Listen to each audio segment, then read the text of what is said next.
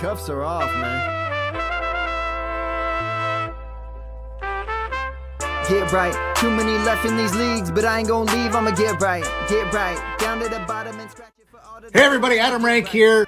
What's up everybody? It's Marcus Grant. This is AJ Dillon of the Green Bay Packers. I gotta give a shout out to y'all at Get Right Fantasy. If you are not subscribed, what are you waiting for? You want to lose your league? Our league, check out the Get Right Fantasy Network. You got to get right with the Get Right Fantasy Network. And best of luck with your podcast. Appreciate the support. And you're tuned in to watch my boys at Get Right Fantasy Network. Get you right. Enjoy the show. But I tune in every Friday. Strategies provided, I will lock in every way. So go and roll your sleeves up. Yeah, go roll your sleeves up. And I'm getting down cause I roll my sleeves up. And I'm getting right cause I roll my sleeves up. What up, world? We are back. I'm Anthony, aka Rasta, and this is Get Right Fantasy Network. I'm here solo tonight. We're on Thanksgiving Eve, so happy Thanksgiving to everyone out there. Interesting to see if people even show up tonight, but we got Robert in the house saying evening, gang. What's up, man? How you doing? Appreciate you coming out here on Thanksgiving Eve and also my birthday Eve. So turning the big 4-0 tomorrow. So I'm excited and ready to have a good night, man. We have... we're going to break down and do our start sit tonight. So something a little different here on Wednesday, just because of all the games going on Thanksgiving Day, as well as Friday, the Black Friday game. So we have, almost like 4, games before we would even do our start sit show. So we just decided to break it down half tonight. And then do the other half on Friday and guide you guys right into the Sunday morning active and active show as well too. So yeah, man, appreciate you guys coming out to join me. Make sure you drop any questions or comments in the chat and we'll get to those as well too. We will have a live Q&A segment, of course, like we always do. And since I'm here solo, I'll probably take more questions as we're going through, since it's just me here tonight. So I kind of have control of everything, and I don't have to worry about anybody else this time. So that's cool. Shout out to my boys, Phil, who's out in Chicago right now, spending some family time as well. And of course, just happy Thanksgiving to all the Get Right crew out there, man. I couldn't do without you guys to make this thing go. So really appreciate it, man, and what we've been able to build here over the last few years, going on year 4 here this year, or finishing up year 4 now with only 2 weeks of the regular season left in fantasy football. But it's been a good time, man. I'm very thankful for everyone who's been a part of the show, whether you're behind the scenes, whether you're participating in the show on the other side. We couldn't do it without all of you guys, and I've created a cool little community here that we enjoy. So again, appreciate all of it. Thankful for everyone out there. So yeah, again, if you got questions and everything, drop them in the chat. We see some stuff popping in here. Rafi, what's up, Rafi? Good to see you, my guy. Saying sleeves are rolled up, big pimpin'. So appreciate that, man. We got Eric in the house saying, how's it going, man? I'm doing good. Again, enjoying my last day of my 30s here, turning the big 4-0 tomorrow. You guys will help me get through it here tonight. Like I said, we're going to do game by game previews here. We'll break down the games, give you my start sits here, let you know kind of where I have guys ranked this week. Of course, I would love your participation in the chat as well, since it is just me here, to get some other opinions as folks' questions and stuff come in. So again, make sure you guys are dropping that in the chat. Feel free to throw me a super chat as well too. If you enjoy what you're seeing and help support the show, we appreciate that as well too. But yeah, we have 3 Thanksgiving Day games. We have 1 Black Friday game, and then I'm going to break down 4 of the games on Sunday, and then Kendall and Mike will be back here on Friday to do part 2. So here's our normal schedule here. Let me get this comment down. So here's our normal schedule. We're here usually throughout the year, doing Monday waiver wire show, Wednesday buy low, sell high. Fridays are our start sit, and then our Sunday active and active lists as far as the Get Right shows. And then of course we have our affiliate channels, the Fantasy Tycoon, the Fantasy CEO, if you will, with the Fantasy Boardroom coming at you on Tuesdays, anywhere between 6 and 7 p.m. But he's here on Tuesdays. He just had a show last night. So make sure you check that out. And then we do have Phil with the Extra Point live on Wednesdays and Thursdays. He is taken off this week, like I mentioned, out with family, of course. So he'll be back next week. to round out and help get us into the playoffs. And then, we have on Saturdays the Sweet Life with Jack and Cody. So make sure you guys are subscribed to their channel as well too. So they have their pods drop in there. Not necessarily a fantasy channel. They of course play fantasy, but they just kind of talk all things football, some betting stuff, things like that. So it's a nice little addition. Something a little different here on Get Right. To try to bring some different aspects for different people here. So let us know how we're doing, man. Leave comments on our videos. That helps us with the algorithms. Of course, coming in, checking out the live streams and participating and dropping in chat helps us out as well. And of course, liking and subscribing is the best way to show the support here for the channel. It doesn't cost you anything to hit that button for us. So we'd appreciate that as we continue to grow. So with that said, I guess we'll roll our sleeves up, man, and let's just get into these game breakdowns here. So quicker we get through that, the quicker I can get to your start sit questions. We do have 0 teams on bye this week, so we have a full slate, 16 total games. And then, of course, following that with a bye nato with 6 teams on bye next week, week 14. And that's going to be the Ravens, the Broncos, the Texans, the Colts, the Patriots, and the Commanders, all on a bye in week 14. So if you need a win, hopefully you can get it this week. Coming down to week 14 might be a little tough, especially with the QB1 out. Nico Collins, a top 5 tight end. So a lot of potential pieces. JD5, you got Terry McLaurin, B-Rob, all that kind of stuff. So again, just make sure, hopefully you can lock in that playoff win this week and clinch your spot. So Tyler says, happy birthday. He says he's 39, almost 40. That's where I'm at, man, Tyler. So sitting at 39 right now on my 39 eve, heading into my 40s next week, man. I guess I only have a couple hours left to be in 39. So there we go. So appreciate it. So keep the questions coming, guys. Like I said, I'll get to it. It is only me here tonight. So be a little patient with me as I try to toggle through everything, produce the show, and get to the questions. But you guys know I will take your questions here and it will be answered. So just hang tight. First things first, let's just get to the first game here and get the show rolling. We're going to do the first Thanksgiving Day game, game 1. Which is going to be the Bears coming in at 4-7 at the Lions, who are 10-1 right now. You have Detroit coming in favored by 9.5 with a 48-point over/under on this one.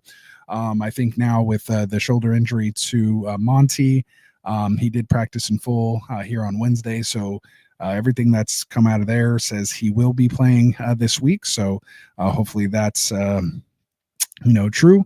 I have him in several places, but either way, if he's active, you're still starting him. You're starting Gibbs. You're starting Amon-Ra St. Brown, who's dealing with the knee injury as well, but he practiced in full today as well, and looks like he's going to be a go. You got Goff. As far as quarterbacks go, Goff and Caleb here. I do have Goff a little higher, I believe, than Caleb here. Let me get to my I'll get in my groove here, guys. Don't worry. Maybe I should open up a different screen so I can toggle my quarterbacks and wide receivers all together. All right, so there we go. All right, so I have Goff at QB 12 this week, and I have Caleb down at QB 24.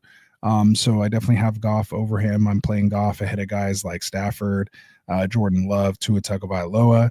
And then you kind of get into that Sam Darnold, Geno Smith, Kirk Cousins tier. So I have them, ahead of those guys in a potential shootout here. We know, both teams are pretty good against the quarterback, but Detroit gives up the 5th most points allowed to the wide receiver position at averaging 37.5 per game. Chicago's kind of the opposite end of that. So it just kind of all around isn't that great of a matchup for Chicago. Where you can potentially beat them is on the ground. And so I think Detroit is fully capable of doing that, which is why I believe I have Gibbs as my RB2 this week with potentially a hobbled Monty. I did drop Monty down to my RB18 against this Chicago defense. I have him ahead of guys like Cook and Tyrone Tracy. Cook mainly because of the potential weather that may adjust, but of course heading into these Wednesday games, that's where I have it. And I'm playing Montgomery ahead of guys like Tracy, Dowdle, Chubb, Hunt, with Pacheco coming back, White, and even Braylon Allen with the Brees news too. So that's kind of where I'm leaning as far as the quarterbacks go in this one. As far as The running back, as far as the running backs go, DeAndre Swift, I have him all the way down. Let's see.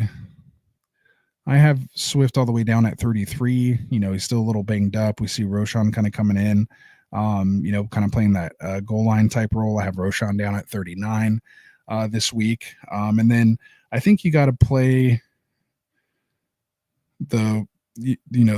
Jameson Williams here as far as the wide receivers go. I have him. Let's see. Jameson Williams, I have him as a wide receiver 26, so he's just outside of that wide receiver 2, right on that borderline with the weird injury to Metcalf, who I have at 24 right now. He could potentially go ahead of him. It's just, again, that Chicago matchup isn't great against wide receivers, so he's on that borderline for me. Laporta, I do have pretty far down here this week. I think he's outside of my top 12 tight ends. There's just, with the emergence of guys like Disley, TJ Hawkinson, I have ahead of him. So I have Laporta at 16, Hawkinson 15, Henry at 14, and David Njoku at 13. And then I have guys like Ingram, Disley, even Schoonmaker against the Giants, and Ertz, Otten, all ahead of Laporta, which was kind of crazy to even think about. So, it just is what it is. As we, we're 13 weeks into this thing now. At this point, the name on the back of the jersey doesn't matter. You're looking to produce and put up points, in your lineup. So with that said, Roshan Johnson, as I mentioned, I had him at RB 39, so I'm not starting him. That leaves us basically, I have Kmet as a sit as far as tight end goes here. For the Chicago side, but as far as the other Chicago pass catchers, when it comes to DJ Moore, Odunze, and Allen, I have them more as like wide receiver 3s this week. I have DJ Moore at 29. I have Odunze down at kind of like 46, just because, I can maybe bring that up. I just like kind of, some more guys ahead of him. And I do have Allen because he's been getting the targets. I have him up at wide receiver 38, even though I feel like kind of Odunze has been playing a little better. But, the number support, Allen there. The problem with Odunze is just not scoring touchdowns right now. I think he actually leads the team with the touchdown targets. He just really hasn't scored any compared to the percentage that DJ Moore and Keenan Allen have scored when targeted in the red zone or in the end zone. So just something to kind of keep an eye on. But, target wise, he's poised for a little breakout here. And who knows, this could be it. I could be a little low on Odunze here. But again, there's just other guys with no bye weeks this week that I like, ahead of them. So I think that pretty much wraps up that game there. So let's see, kind of pop in here to the questions real quick. Let me see if I can get to a couple of them before we get to our next game. I'll scroll back up to the top. So we have Justin in here saying, hey, man, would you flex DJ Moore or Tracy in half PPR? So I think I'd flex Tracy more in half PPR than DJ Moore. He just feels like a little safer play as far as just getting like a little floor type play.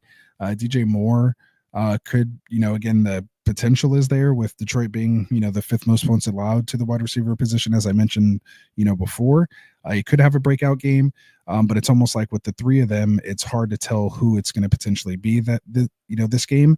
And Caleb hasn't been playing great. He's, shown some stuff here and there, but he's not, on like Bo Nix level, interestingly enough, as far as the fantasy, the fantasy world goes.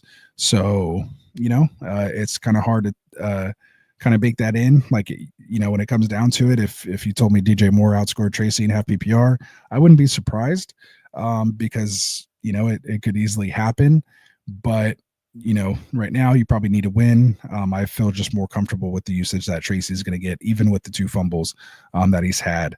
They're not going to go back to Singletary at this point. They're just going to keep getting him that experience. And, in a lost season, I just think he has the greatest chance of potentially finding the end zone this week out of the 2. So there we go. And then we have Tyler saying, sorry for the kicker question, but Sanders, Bass, or Gonzalez. So I'm not going to go Bass because they're expecting some crazy like snow in that game. So I don't want to deal with that. You have Sanders kind of coming in, playing potentially in the snow, or I'm sorry, in a little bit colder weather this week. As far as Gonzalez goes, maybe by default we go Gonzalez there. Ugh. I mean, it is a little tough. It is a little tough. But yeah, man, I think I might go Gonzalez. You know, they put Seibert on IR this week or today, I believe, dealing with that hip issue. We saw him miss 2, you know, in the game. And yeah, I mean, they got Tennessee. They're at home. I mean, you might just want to go ahead and go Gonzalez there. I think I just like that matchup a little better. I mean, maybe if you want to go Sanders, but let me see what Sanders has kind of been doing. I don't play in too many kicker leagues. I mean, Sanders is pretty much, depending on your scoring, been giving you double-digit points. And again, they're at Green Bay against, a little worried about the cold over there with kicking. But, you know, it's good offense. They should be able to move the ball, put up points. But, yeah, I mean, I still think I might go Gonzalez with that one. So I spent a lot of time on a kicker question there, but I don't do them too often, so I'm going to make sure I gave you my my good stuff here. So Robert says start 1, Brian Thomas Jr., Gus, and PPR. Definitely go on Brian Thomas Jr. there. Won't spend a lot of time on that. Eric saying, how's it going? I think I put that up earlier. Robert saying sit 1 in the super flex, Rodgers, Williams, or Love. And that one I'm probably sitting Rodgers, just don't like the vibe of what's going on there. So I'll probably take Love and Williams in that scenario. We have Justin saying, hey man, would you flex? Oh, I think we already got to that one. Flex DJ Moore or Tracy and have PPR. All right. So Tyler says also Myers, Dell, Coleman, or Braylon Allen with Breeze. Breeze might not be playing. Out of those, I like what Myers has kind of been doing, but you guys know me, I'm kind of like Raider hater to the core over here. So it's hard to kind of say that, but the numbers have shown he's been doing well. They got Aiden O'Connell coming back this week. Coleman's still dealing with that wrist injury. Not sure if he's going to even play. Braylon Allen should give you, a decent floor play there if Breeze doesn't play. But I think out of everyone, I think Dell might be the one that you kind of feel has good upside. And I mean, we've seen that he doesn't have a great floor per se. But, I scored almost double digit points, 8, 9, 10, 13, 18. Of course, some of those games were without Nico Collins, but even with Collins back against Tennessee, he still went 3 for 5 for 72 yards. And then they get Jacksonville this week, who can give up a ton of points, or they could just, run the ball out with Mixon, which is why I have Mixon as my RB1 this week. But he could easily beat this defense for a big play. So this week, I'm probably going to go with Dell out of this group. If you want maybe a little more floor, potentially Myers against Kansas City. If they're vulnerable anywhere, could potentially be at that wide receiver position. So as far as the Kansas City defense, because you're not running on them for the most part. So yeah. We'll get into that here a little more in a second. Eric says flex spot, Darnell Mooney, Ramondre Stevenson, Nick Chubb, much appreciated. Eric, if Mooney's active, it's an easy Mooney for me here. If you're hearing anything about a potential, inactive or anything like that, then out of the other 2 running backs, I would just maybe roll with Chubb. I mean, it wasn't great, 50 yards, 2 touchdowns last week, something like that. Not totally great, but I mean, we know he's going to get the goal line touches if they get there. And just Stevenson, he's just hard to trust. He's hard to trust right now. The only people I'm playing in New England for the most part are going to be potentially Drake May, depending on your situation. But Hunter Henry is someone I'm rostering and have started several times this year. And Demario Douglas are kind of the 2 guys I feel most comfortable with right now. So, yeah, I'll go Nick Chubb if Mooney's inactive or you're not feeling good about what they're saying with him. Josh Montgomery in here saying he's 10-2. On 1 point PPR, should he drop Pop Douglas or Dunze for MVS? It looks like the Saints have a great playoff schedule. If you're going to roster and play MVS, just understand, like, he could give you a 0. He can turn it into MVS any moment and not catch those 2 catches or 3 catches, that he was getting. I mean, again, I don't think he's just found it all of a sudden here with Derek Carr and the Saints, and all of a sudden he's this guy. But he's made some good catches here lately where normally he can't catch a cold. But he was able to make it happen. So I mean, I can't hate on him too much. He had some good games. They went into the bye. They're coming out of the bye now. So it's tough, but I mean, you're looking at 25.9 points, 3 for 3 for 109 and 2 touchdowns, then 2 catches for on 4 targets for 87 and a touchdown. So that's just big play. They're going to play against the Rams. The Rams are potentially beatable there in that secondary. So I could, I wouldn't be shocked if he, had another 16-20 point game on limited, 3 to 4 targets. Because that's just the type of guy he is. He's that Gabe Davis. He's that, just boomer bust. Wide receiver 3 or flex. So, if you need some of that in your lineup, then go ahead and do it. Pop Douglas, I feel, in full PPR might have a potentially better floor, but he's not going to hit the potential upside that Valdez-Scantling can. It's just, again, his hands can turn into pans at any moment. So just keep that in mind, and you have to be okay with that. Maybe just don't watch the game and just check the box score and see how it goes. So we have Rafi in the house. He's saying, who has more upside, Gus Bus or Vidal? In full PPR leagues, I think Vidal has the higher upside. Even Gus Bus, and I think we're going to get into that game here a little bit later. But if not, Gus Bus has, even with scoring a touchdown last week, 9 carries, only 11 yards for a touchdown. And he pretty much played the, second half. It was only 23% of the snaps. But, and that was his first touchdown he's even scored of the year. And if he doesn't score that, you're looking at 1.1 points. Again, that's in a half. So even if you were to multiply that by 4, and let's just say that happened in a quarter, it's not like he's, been very efficient. I mean, it was against Baltimore, so it's a, tough run defense. They are going to get Atlanta here, who's a little better, but all things considered, and I believe we are going to talk about this game with Vidal. So Atlanta's 20th against the run in full PPR, or giving up 22 points to the position.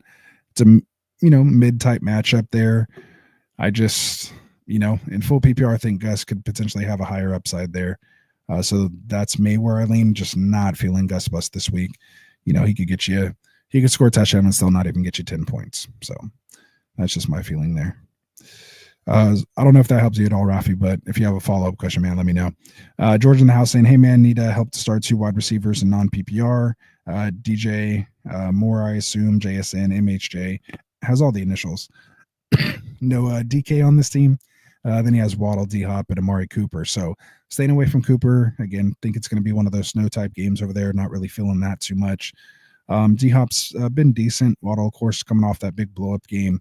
MHJ is just up and down, hit or miss. Jason is probably your hottest player right now. So I think he's the automatic start. And then from there, it's going to be a tough call. But I'm probably going to go Marvin Harrison Jr. and just kind of live with that. If you're feeling a little, woozy about MHJ, you could go D-Hop versus the Raiders. It is a good matchup.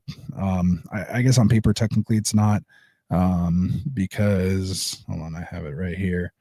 Raiders are 21st, giving up the 21st most points, which isn't great. It's, towards the better side at 30.6 against the wide receiver position. So it's not great, but that's just because mainly you can kind of just basically run on them. But the quarterbacks have done, very well against them, which is why I kind of have Pat Mahomes kind of so high this week as well, too. But again, he's going to throw touchdowns. We just don't know who to. It could be Noah Gray, could be Kelsey, could be Juju, could be Xavier Moore, could be D-Hop. There's just, he's good enough to spread it around, and he's not going to force it into anyone, and, he's going to make the right decision, hopefully. So with all that said, man, if I'm going to start 2, I'm going to go JSN and MHJ personally.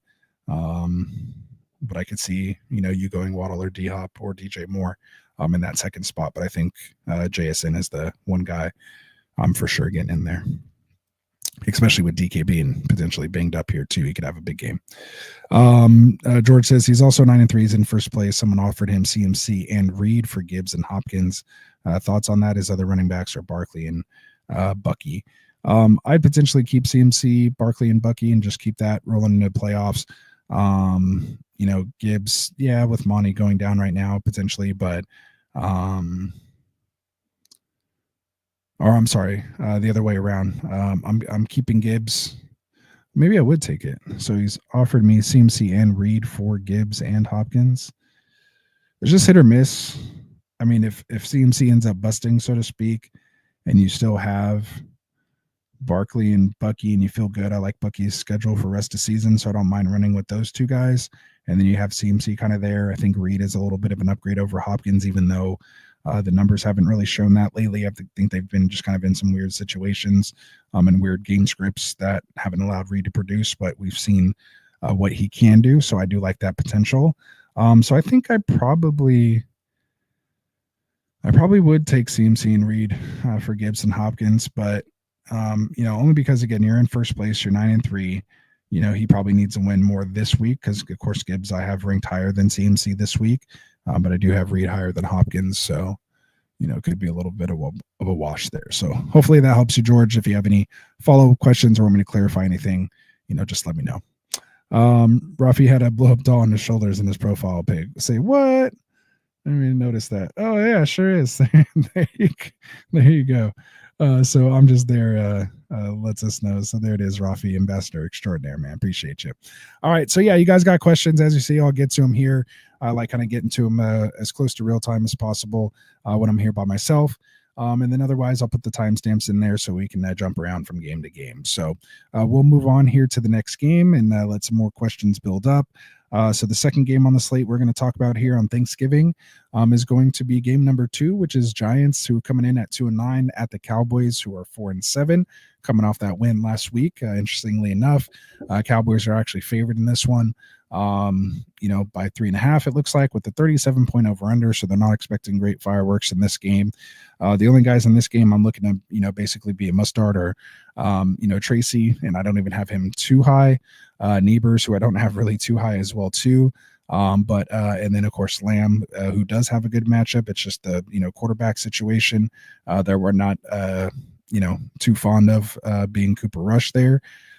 So those are the three I kind of have. Basically, if you have them, you're probably just sticking them in there and hoping for the best.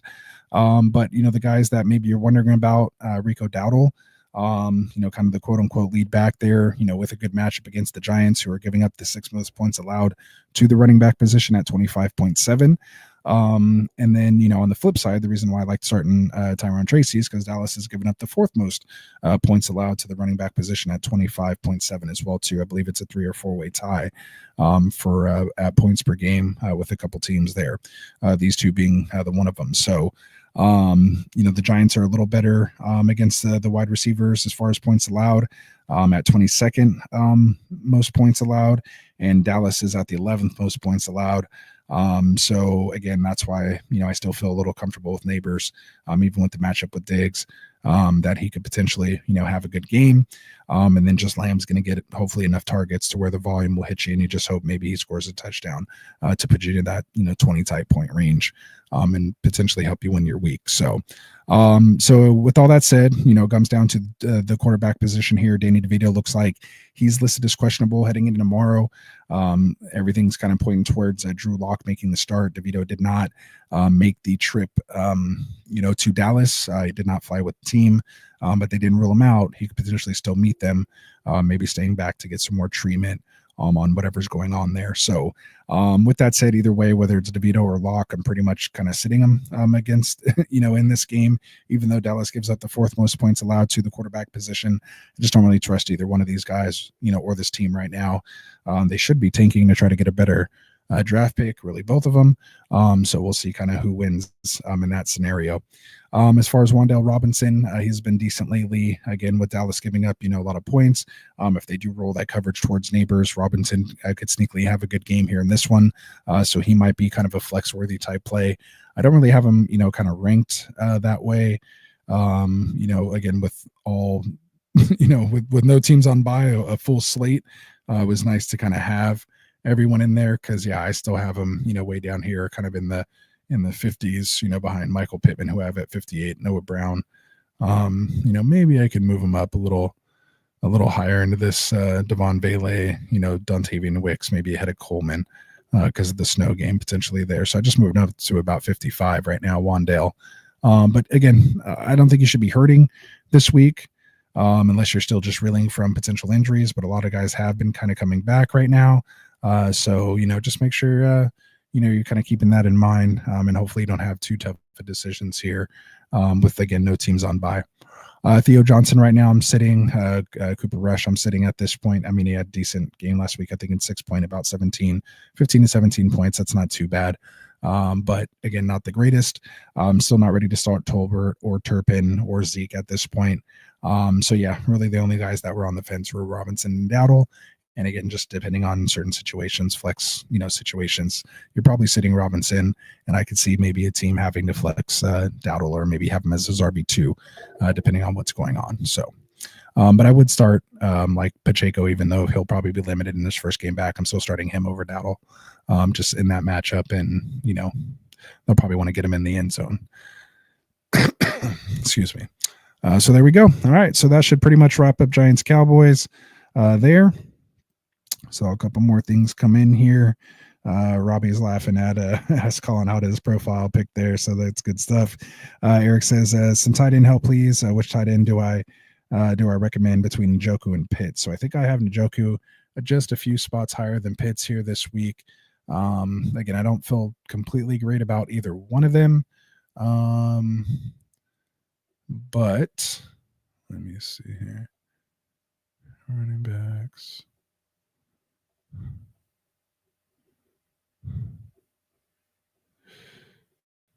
Let's see. Sorry for the dead air here, guys. But as far as Njoku or Pitts go, I have Njoku at 13. I have Pitts down at 17. Chargers have a good pass defense against pass catchers, so yeah. I'd probably still go Njoku there with Jameis. Good potential. Neither one are totally great. I actually have Shoemaker ahead of both of them. All right, so Chris says St. Brown and Jameson Williams tomorrow. So I'm pretty much starting both of them. I'm in leagues that I have either one of them in. Not worried about the knee injury for St. Brown. Looks like he's good to go. And Jameson Williams, he's kind of on that fringe, but I'm still, starting him. He just has too much upside to sit. He could literally score anytime he touches the ball. So those are the kind of guys I like in fantasy. Just depends on how you like to play. So Cat for Life in here saying, hey, bro, Vele, Smith, or Mitchell. Is that Devonta Smith, I assume? So Vele, Devonta Smith, or Mitchell. Like AD Mitchell. And happy Thanksgiving to you there with all the emojis. I see I think that's a turkey leg and stuff in there. So happy there you go. I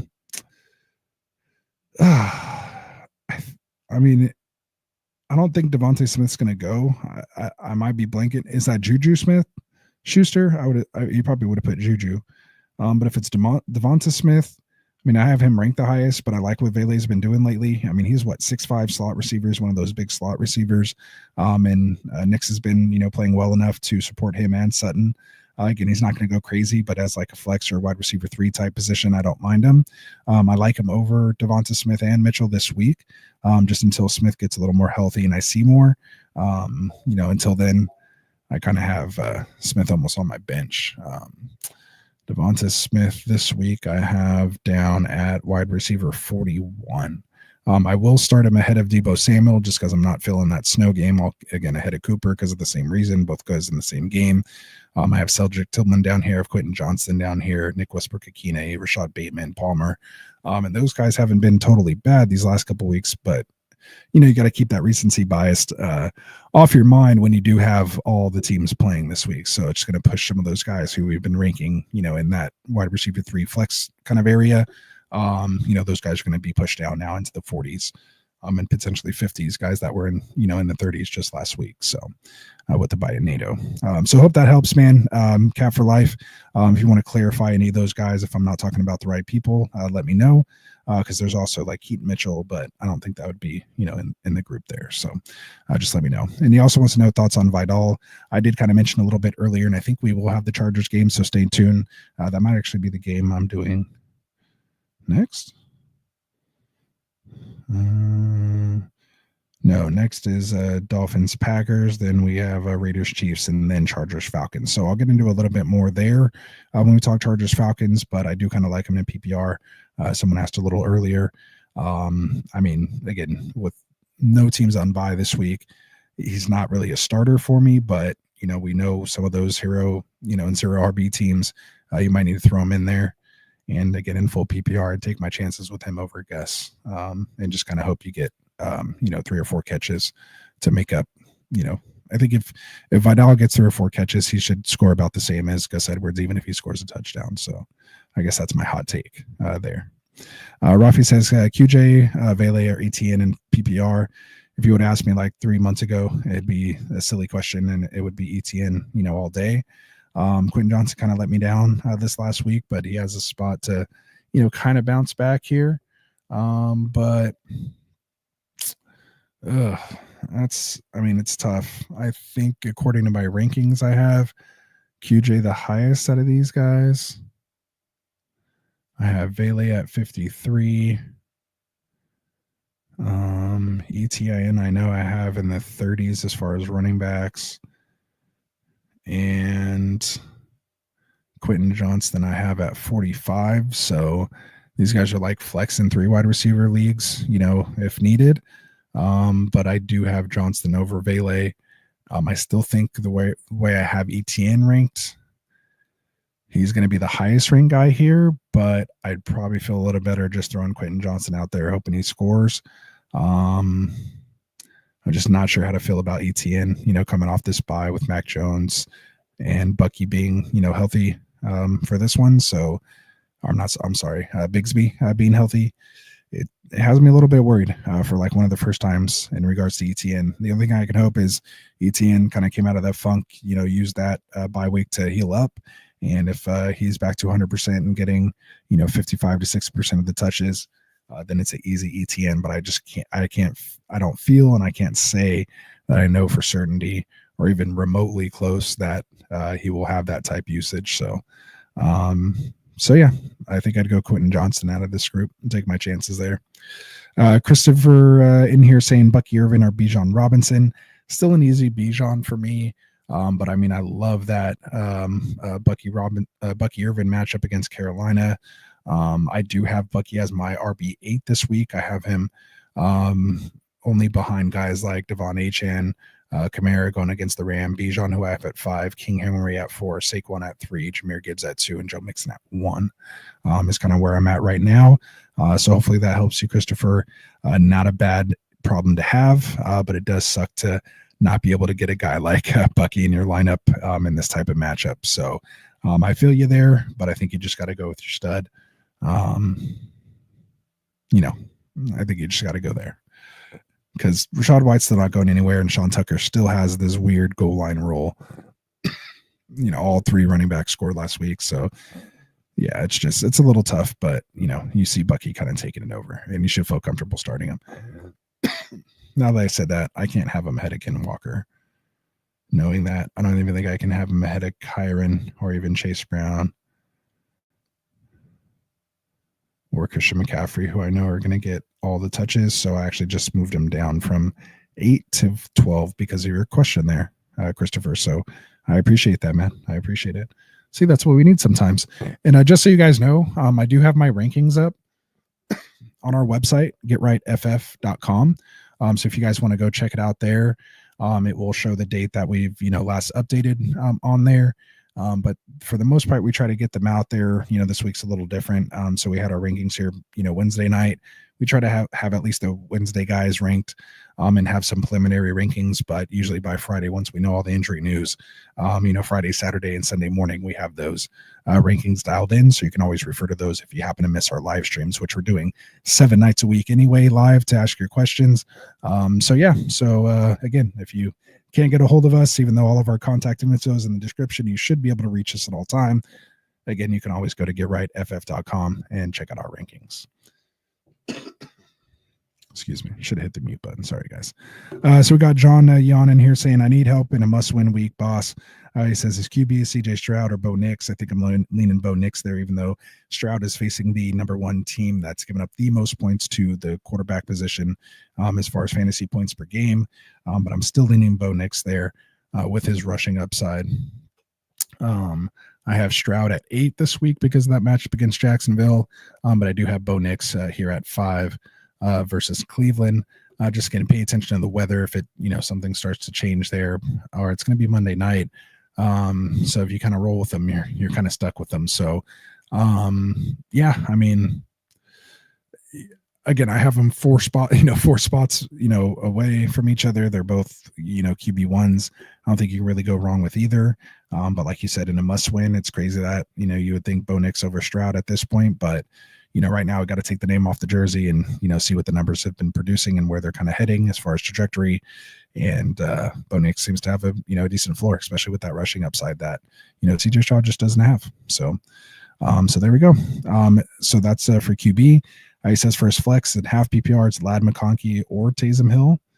That's tough because I love both guys, but I think I have McConkey ahead in this one. Because again, you're just not totally sure what Hill's role is exactly going to be, but we know McConkey is going to be one of Herbert's favorite targets, especially with J.K. Dobbins out of this one. It could be an increased amount of targets for McConkey in that short to intermediate area. And then for kicker, he has McPherson, Cam Little, or Jake Cardi, or Jake Elliott with Philly. I'm always kind of a McPherson guy. We know he has the leg behind it. They're playing at home in Cincinnati this week, I believe. Pittsburgh at Cincinnati. Cincinnati's defense is good enough to where they could, they should be able to stop them every once in a while, kind of, hold them to field goals here and there. They should still score their touchdowns in that one. But the defense, I think, is good enough. And, we've seen Burrow take enough sacks to where that could lead to some, nice field goal attempts for McPherson, and you just hope he converts them. So, he has the leg too. He can make 60-yarders. So I think I'd lean McPherson there. So good stuff, John. Appreciate it. Again, hope you guys are liking and subscribing there. And keep the questions coming. We have Neanderthal asking start 2, Flowers, Shakir, or Jameson. For me, it's Flowers and Jameson, kind of staying away from Shakir and Cooper and Coleman and Cook this week, and Josh Allen, kind of have them down from where I normally rank them because of the weather there. They're saying it could be potentially like that Buffalo New England game, that whiteout game that they had where I think Mac Jones threw like 1 pass, if that. Allen still played pretty well. He was able to fling it because he has the arm strength to throw in the wind and in the snow there. I just think, it could go either way. I just want something that you feel like you have a little bit more control over as far as prediction goes. It could be up in the air depending on the weather there. So it just scares me off a little bit, and you have 2 solid options. So I don't think you really need to take that risk. I would go Flowers and JMO. We have Armin in here. What's up, Armin? How you doing, man? Says hello. He's starting Nix, Sutton, Collins, Bucky, CMC, Otten. His flex is NWI. Who is NWI? Oh, Nick Westbrook-Akine. Let's go. Touchdown, like 7 out of the last 8 games or something ridiculous like that. So there you go. Has Hunt, McNichols. He has Debo, who's thinking he won't play. I don't think I would play him either. I have him ranked pretty low in the 40s, I think, this week. Again, still not sure about Purdy. And again, in that snow game, not really feeling it. Then you have Disley, who's questionable as well, but I don't mind that matchup. He could pick up Leggett, Moore. I assume that's DJ Moore or Noah Gray. What should you do? So I think you're still safe with Hunt this week. I mean, Pacheco will probably eat into it a little bit. Obviously, he could come in and completely take the entire role. Do they come in and give him 20 touches right away? Is it 10 and 10? Is it 15 and 5? You know, who's going to be in on the goal line? You know, who knows really? Maybe if they get up big early on Las Vegas, maybe you'll see more Hunt, and they'll just kind of, you know, Pacheco might play more a little early, and then if they get out ahead, maybe the idea is to pull him back a little bit. So, you know, you may not want to watch the game per se, depending on how it goes. But I think I would probably take my chances with Hunt, just based on the matchup and his previous role. But again, Nick Westbrook-Akine, I mean, he's on a touchdown, you know, tear right now. You know, if he doesn't score a touchdown, that's a little rough, but, you know, odds are he will score one. I don't think it works that way, but it seems like it's been that way. And then, yeah, I mean, Debo, Disley, Leggett, Moore, Gray, none of those guys I like, you know, more than, you know, Hunt, Westbrook-Akine, or McNichols. I don't really trust McNichols completely. I actually like Chris Rodriguez a little better, who they ended up signing this week to get him back on the active roster after just releasing him like on Saturday, which we mentioned on the Monday show. So, yeah, I mean, I just think Hunt has, you know, that higher upside to score a touchdown. I mean, besides Westbrook-Akine. So, yeah, I mean, I'd probably roll with one of those two and kind of go from there. So hopefully that helps. It is a tough situation, Armin, but hopefully help talk you through that. So Christopher said, okay, thanks. So yeah, appreciate it, man. Hit that like and subscribe button for us if you haven't already. Smoking a cat in the house. He's saying, what's up, brother? How's it going, bro? How you doing? He says, start two, Neighbors, Higgins, or Bucky. To me, it's a Higgins and Bucky in this one. Pretty easy. If I can get away from Neighbors in that quarterback situation, I will. You know, just the upside of scoring touchdowns I don't think is there compared to Higgins and Bucky, let alone the other usage and productivity they've had. They're just out producing what Neighbors has been doing outside of that stretch before he kind of got hurt. And, you know, between then and Deano Jones coming back down to earth. So yeah, Higgins and Bucky. Smokey Cat says he has a TD parlay going on with Laporta, CeeDee Lamb, and HN. I don't like the Laporta one. That one's that would be a little tough for me. CD I could see scoring. HN probably will score for sure. It's the Laporta one that scares me. So if you do hit on that, Smokey, it's because Laporta hit. That one just that one's tough for me. So Eric Serrano says, same tight end question, just a different league, Njoku or Goddard in this one. I do have Njoku higher in my rankings this week. And yeah, I have Njoku at 13 and I have Goddard down at 19 this week against Baltimore. So, I mean, they are kind of a pass funnel offense there. And if Smith is inactive or hobbled, so to speak, you know, I could see Goddard potentially getting in there, but it's going to be the Barkley and Hurts and AJ Brown show. If that's the case, they don't really, until anyone can stop that trio, they really don't need anyone else at this point. So, Smokey Cat saying another one at the flex, MHJ or Bucky. I'm still leaning Bucky there against Carolina. I'll take that matchup, that usage, and that potential touchdown. His ceilings, of course, capped because of White and Sean Tucker in that weird goal line role. I hope that's not a real thing, but yeah, as of right now, Bucky, even with me moving him down just a little bit ago from 8, I put him down to 12, but that still makes the QB1 cut off for me. So there we go. We got Chris saying Stafford or Stroud this week. Stafford is playing in a dome, he says. Let's see. It's pretty close on that one. But I do have Stroud actually ahead because the matchup at Jacksonville this week, you know, him and Collins can go off. I have Collins as like my wide receiver 3 or 4 this week. And yeah, wide receiver 3. And in order to do that, Stroud would have to have a good game as well too. So I'll take Stroud ahead of like Allen, maybe Herbert. I just couldn't get too far. Murray against Minnesota, Goff, Stafford at 13. So he just misses that cut for me, but I think I lean Stroud. But I could see Stafford, you know, throwing those touchdowns and Puka and Cup and, you know, all that. But, you know, Dell and Nico, I think they can have that potential connection this week. So yeah, with Jacksonville, we haven't seen Jacksonville play in a while. I think we all forgot. We all forgot what their defense can give up. So let's play guys against Jacksonville. John saying thank you. Of course, you're welcome. Hopefully hit that like and subscribe button for us, my guy. Appreciate that. Armin says thank you for the analysis. Have a good Thanksgiving. Appreciate it. Also my birthday too. So I'll be enjoying a nice double day. I was actually born on Thanksgiving, and ever so many years it continues to land on Thanksgiving every once in a while. So kind of cool that my 40th is landing on Thanksgiving as well here too. So pretty cool. Excited for tomorrow. Smokey the Cat says the last one. You can ask all the questions you want, my guy. I'm here for you. Drop one: Taysom, Pitts, or Jennings. He has Cup, Garrett Wilson, Chase, and Olave in IR. I don't think Olave's coming back. The soonest he can come back would be week 15. And I don't know if you just want to take a guy who hasn't played in like 5 or 6 weeks because I had a bye week, in between. So 5 weeks that he wouldn't have played. You're just going to drop him into round 1 of your playoffs. So if anything, you see what he does then, and whether it's good or bad, it's like, okay, can you repeat that next week? Or, was that just, do you give him a shot? So I just think it puts you in a weird situation. So I'm not necessarily dropping Olave. I wouldn't want someone to use him against me. So while he's on IR, just kind of keep him stashed there. If you have to drop any of these guys, interestingly enough, I'd probably drop Pitts. At this point, again, we're taking the name off the back of the jersey, and Taysom with his opportunity there, with no Jamal Williams, with no Kendre Miller. I mean, just Kamara there.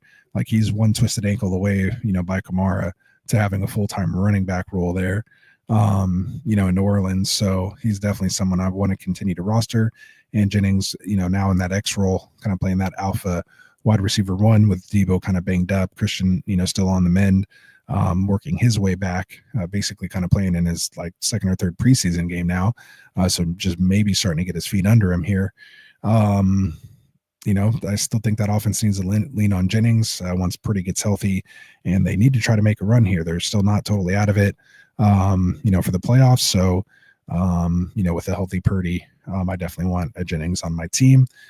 So yeah, I think interesting enough, Pitts is going to get the chop there. So let me guys know in the chat if you guys agree. So there it is. Neanderthal says it's a flex spot. Would you play Ramondre over JMO or Flowers in the Snow Bowl? Still think I'm going JMO, man. Not feeling Mondre just overall. I mean, he probably has a decent floor, and just not feeling it. Like, I'll take the upside of JMO and just live with that result. And again, Flowers, he's getting the targets. Last couple games have been a little up and down, but I still think he has the potential there to produce on a week-to-week basis. So, yeah, I don't want anything to do in a Snow Bowl at all. So there you go. Carson Namato, how's it going? Hopefully hit that like and subscribe button for us here. Carson says, this is my lineup for now. He's starting Jaden Daniels. His second choice would be Bo Nix. I think I actually have Bo Nix one spot ahead of Jaden Daniels this week. I have Bo Nix at 5 and Jaden Daniels at 6. His wide receivers are Puka Nacua, Malik Neighbors, and his running backs are Bijan and Ramondre. His tight end is Noah Gray. He says his flex is Lad McConkey, and then on his bench he has MPJ, Evan Ingram, Gus Edwards, Braylon Allen, and his defense is the Tampa Bay Bucks or Seattle Seahawks. Should I try my luck and go grab the Houston defense? Thanks. I actually went and grabbed the Houston defense this week, so if you do, I will be there playing with you. As I mentioned, Houston going up against Jacksonville has been pretty pathetic, especially if Trevor Lawrence ends up sitting. Again, they've lost all their wide receivers. They only have BTJ at this point and Evan Ingram, who you have on your team here, like you mentioned. And so even it sounds like you're not even wanting to start him as well too, because you have Noah Gray listed as your starter here. This week with that matchup against the Raiders, who I believe have given up the second most points to the tight end position. We'll get to that here in a second. But yeah, so Tampa Bay, they get the Carolina. Carolina just took, they took the Chiefs into overtime, something my Niners haven't even, well, we did take them to overtime. Unfortunately, we lost that. And so now, Tampa Bay fans, you guys know how we feel about that. So same thing happened to them in overtime against the Chiefs. So it's just kind of what the Chiefs do. So, Bryce Young had probably one of his best games that I've seen as a pro. So I kind of like the development that's happening there. But it's still not great. You got Jordan Brooks coming back over there. Chuba Hubbard still, playing well. I'll take my chances actually with Houston over Tampa Bay this week. And as far as Seattle goes against the Jets in that dumpster fire, that's not a terrible matchup either, but it's tough starting. An even type defense. Usually you want to lean towards the home team. So Seattle defense on the road, traveling, it's going to be at Seattle. No, it's at New York. So yeah, I don't like the defense traveling like that to the East Coast. So I'd go with Houston actually after talking that out. So give me Houston, Carson. So hopefully that helps. He says, thanks, my nana brother. Let's go, my guy. Welcome. Happy Thanksgiving to you and your family. So happy Thanksgiving to you too, man. Appreciate it. And happy Thanksgiving to all, man. It's good stuff. We have a pretentious prodigy here saying, is Deontay Johnson a drop? He was a drop. He was a do not even draft for me personally. If you go back to our Friday night mocks in the off season, he was on my do not touch list this year. That was, just because he was going to Carolina, and I didn't feel fond of, Bryce Young, and, that came to fruition. And then of course he ends up getting traded to Baltimore, which is where wide receivers go to die, as my co-host says, classic Mike. And he's one of the biggest fans. He had him as a drop, I believe, last week when he was asked this question, and he's one of the biggest Deontay Johnson fans I know. And I'm definitely starting to see him being dropped, kind of around a lot of the leagues. And rightfully so. He's, again, Nick Westbrook-Akine, you'd rather start him. If you took the names off the jersey and just showed me the stats, that's, I would grab him for sure. So, he's definitely a drop. And it also depends on who you're looking to pick up. I mean, you don't need to just spite drop somebody. If you don't need the roster spot open, then, you can always keep him and see maybe what happens as he continues to work his way into this offense. But it looks like it's, Flowers, looks like it's Bateman, looks like it's Andrews and Likely. And, he's kind of the odd man out at this point. Had that bad drop, this last week as well too. So just kind of hard to see. So yeah, but I drop him. Chris says, gives me the thumbs up. So appreciate that, man. Smoky Cat he said, bro, it's my B-Day today. Happy B-Day to you, bro. Well, happy birthday to you. It's your birthday here today, so I don't want to shine on your parade. So yeah, mine's not for a couple more hours here. So for the rest of the day, happy birthday to Smokey Cat. So if you're in the chat, man, shoot Smokey Cat a happy birthday, man, which they're doing in here. So there you go. So happy birthday, maybe to the both of us here. So good stuff, Smokey. Nice to have a fellow Sagittarius in here. Probably why we think a lot alike. So good stuff here, man. Good stuff. Appreciate all the happy birthdays, guys. Good stuff. So we have Alex in here saying, pick 3, Bucky Irving, Mixon, Jacobs, Barkley, or Bijan in full PPR. Damn, that's tough, my guy. I have him ranked Mixon, Barkley, Bijan, but it's hard to get Irving not in there against this matchup. Mixon I have as my RB1. Barkley I have as my RB3, and Bijan I have as my RB5. So you literally have 3 of my top 5 running backs that I have ranked this week. Not saying that I'm the running back whisperer or anything, but I like what you're doing there at the running back position, Alex. Well done. You're the man. And if you had your trade deadline still, you might want to move off one of these guys and bolster your wide receiving core. So if you have wide receivers to go with this, you're probably winning a championship with this running back room, Alex. So well done. Keep hanging out here with Get Right Fantasy, man. We need guys like you in our mock draft tournament and stuff in the off season to show us how to draft, apparently. So you've done the right thing here to get this stable of running backs. So well done. Jason Ortiz is saying start 3, Adams, DJ Moore, Cooper, Pittman, Harrison, or Tracy. So in this one, I'm staying away from Cooper. I'm kind of staying away from Adams as well, but I'm also staying away from Pittman. So I think that leaves Tracy and Harrison as my, 2 starters for sure. And then out of the 4 guys I technically am not great and stellar on, I believe I have DJ Moore ranked the highest here out of these guys, but I could see if you want to just give Adams a shot. He's getting the targets, just not really producing. And again, it could click any moment between him and Rodgers there. Hopefully they had the bye week to clear things up. If Breece Hall's out, that's, a lot of targets that could be vacated. That could be vacated there. So, I could see how you might want to go Adams over Moore. I wouldn't hate it. But yeah, it's pretty close for me. Let me actually go to my rankings here and see. So I have Devontae at 25, and I have DJ Moore at 29. So I technically do have Adams just a few spots ahead of DJ Moore. So yeah, I wouldn't hate if you go Adams. Cooper and Pittman are way down. So there you go. Jason's also saying start one, Stevenson or Cooper. If it's Cooper Kupp, definitely Cooper Kupp, but I assume that's Amari Cooper. And if that's so, then I think I would go Ramondre Stevenson over Cooper in this one. And then he says Cooper or Pittman. That's even worse, man. Gosh. I mean, DJ Moore, like Adams, like who?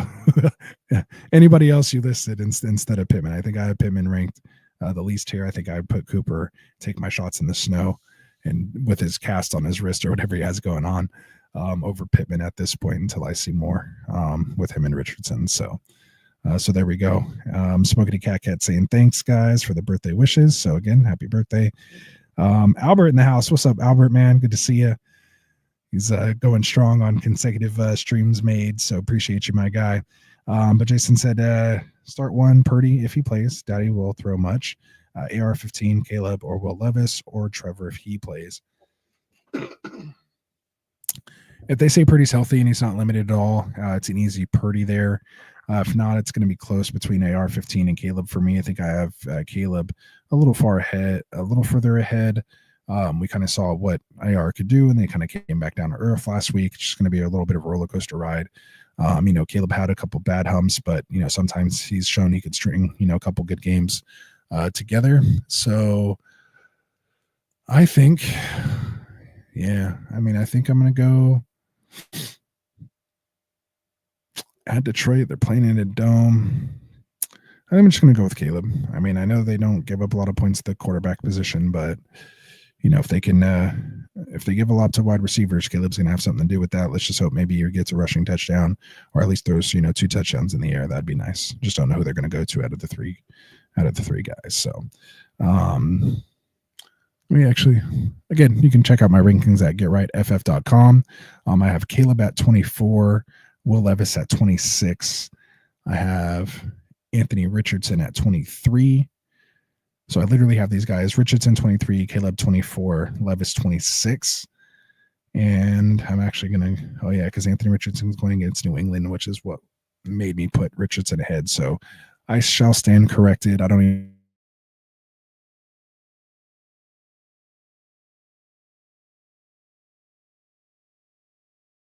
But yeah, for now, I'm going to amend that, and I'm going to go AR-15 because of that rushing upside, and just hope he can have a good, decent throwing game. Just hope it's not bad weather in New England either. Again, I just like the elements there for Caleb. With it only being 1 spot difference, I might just roll Caleb. Depends on how you like to play, Jason, and what your record and all that stuff is. So there you go. So Tony's in the house saying QB options on waivers are Darnold, Stroud, Wilson, and Cousins. He has Stafford with Kupp unless he grabs a waiver. Is it worthwhile just this week? So Stroud I do have ahead of all those guys you've mentioned, Darnold, Stafford, and Wilson.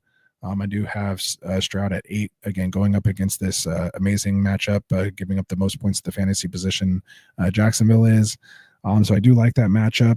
Again, just would depend on who you have to drop. Stafford I have down here at QB 13, playing at New Orleans in a dome. So that should be fine with Puka and Kupp there as well. Who you have. So I mean, you might be splitting hairs, maybe 1 or 2 points, which sometimes that's what fantasy games come down to. Wilson and Cousins are off the table for me. I have them well below. Cousins at 18, Wilson at 21. Behind Stafford at 13. So if anything, it's just between Stroud, who I have at 8, and which is mainly because of the matchup, not necessarily how he's been playing, and Stafford, at 13. And I can probably get Stafford in the top 12 if I move Kyler behind him and Goff. I just think that matchup at Minnesota could be, potential shootout there, but with Arizona. But, their defense has been playing a lot better, and they're not really getting in the shootouts we thought they would get in. So I might actually make that move. I think I'm going to move Kyler behind Stafford. I'm going to put Stafford to 12, which makes him a little closer to Stroud at 8. So I don't know if that helps you. But that's where I'm at. And again, you can check out my rankings at getrightff.com. Just hit the little menu. You'll see Rosta's weekly rankings. Just go to there. And just always double check the last updated date so you know if it's current. If it's not current, then just shoot me a text, shoot me something. My info's all down in the description. So yeah, just check it out there. So we'll get to a couple more of your questions here. We're already an hour in. I think I've only done like 2 breakdowns, but I like just doing start sit here for you guys. So yeah, getting to the people in the chat, that's what it's all about. And the other stuff I'll just timestamp, and anyone who wants to skip around to it can later on. So for here, we're here to answer the question from the people who are here live with us as well too. So we'll get to that here first. So Chris coming back with another question saying Bills or Texans defense. Bills playing San Francisco, Texans playing the Jags. Give me Houston there. You never know what happens again in a snow game or something like that. It just takes one person to slip, they give up points and stuff like that. But it could also be like a turnover type game, so you just never know which way it can go. Texans are still a good defense, and it's a good matchup. I wouldn't really take too much chances there, and I would just roll with the Texans D. Pretentious Prodigy says he hasn't used his number 1 waiver priority at all this year. Well done. And he'd use waivers on a Wednesday night. Should I use it on Gus Edwards? Is it worth it? Or should I just continue to hold for a bigger ad? Yeah, to me, Gus is not, if you listen to my earlier takes on Gus, and I think we're going to do the Chargers game eventually here. I'm not big on Gus this week, even with JK down. He's just, especially if it's a full PPR league, again, even if he scores the touchdown, like he still can score a touchdown and a guy not get you double-digit points. I'm probably say that 3 or 4 more times tonight because, of course, Gus Edwards has been, the question of the day, but I don't think he's worth, the number 1 priority. I would keep that for, Braylon Allen, in a situation like this. If Breece Hall is out or is missing extended time, then he's worth it.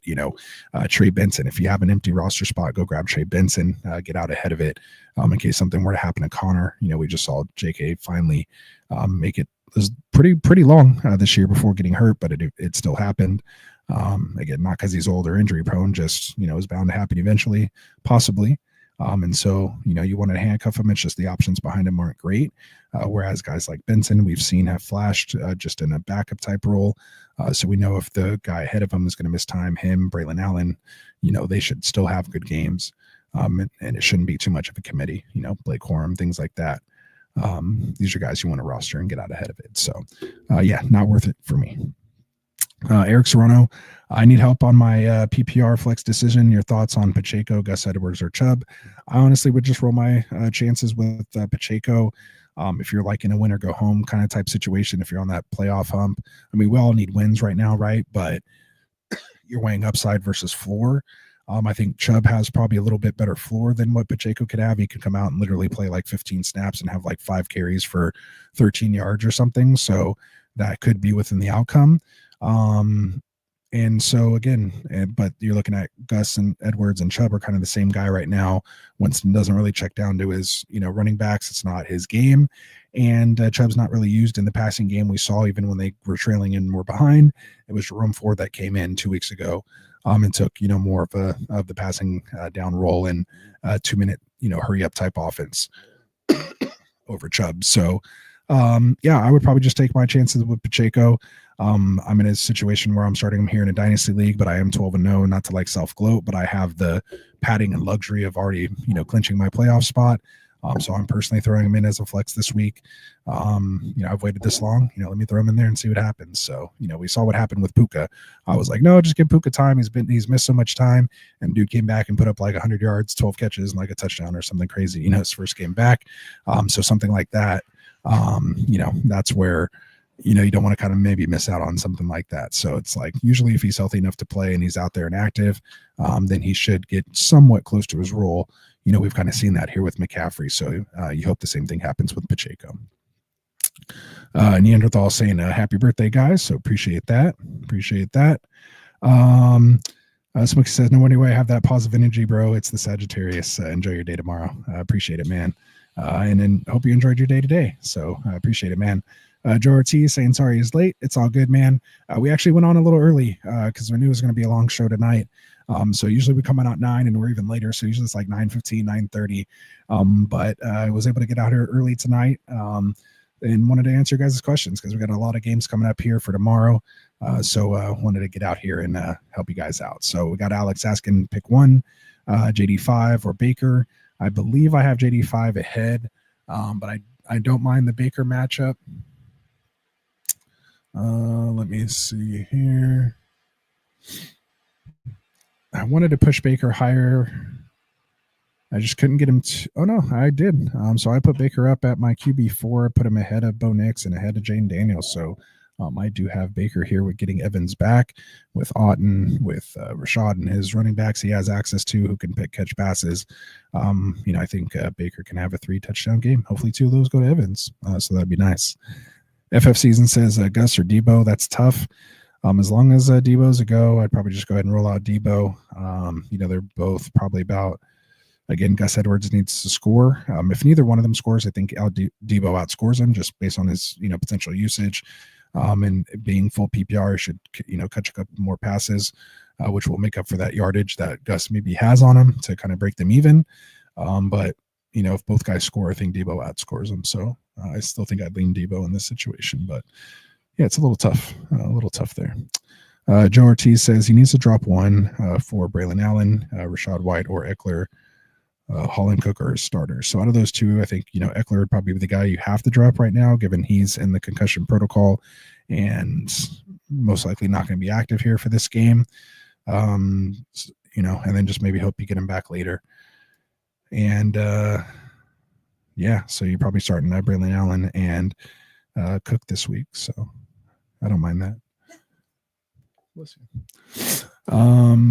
Smoking a Cat saying this week, Laporta or Hunter Henry. I think I have Hunter Henry just ahead by a spot or two. So I have Hunter Henry at 14 and Laporta at 16.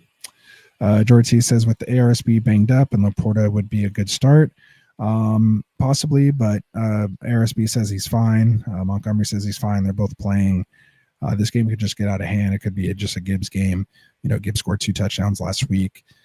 Amon-Ra is going to work that underneath stuff. Like Laporta has to score, has to, make a big play. I just still think if ARSB is playing, if you guys watch that receiver documentary on Netflix, like if he's out there, that dude's going to play and he's going to want the ball. He don't want to be limited. He don't want to be taken out. So, if you didn't watch Receiver on Netflix, make sure you guys go check that out. Brunson the Burner here says start at the flex, Pacheco, Gus, Braylon, Tank, or Reed.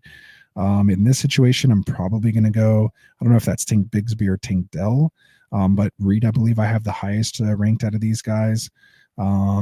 So, yeah, I just think he has the highest upside, maybe not necessarily the highest floor given he's a receiver, but I just think the upside can potentially weigh out on these guys. Unless it's Tank Dell, it's a little closer, but I'm assuming that's Tank Bigsby for whatever reason.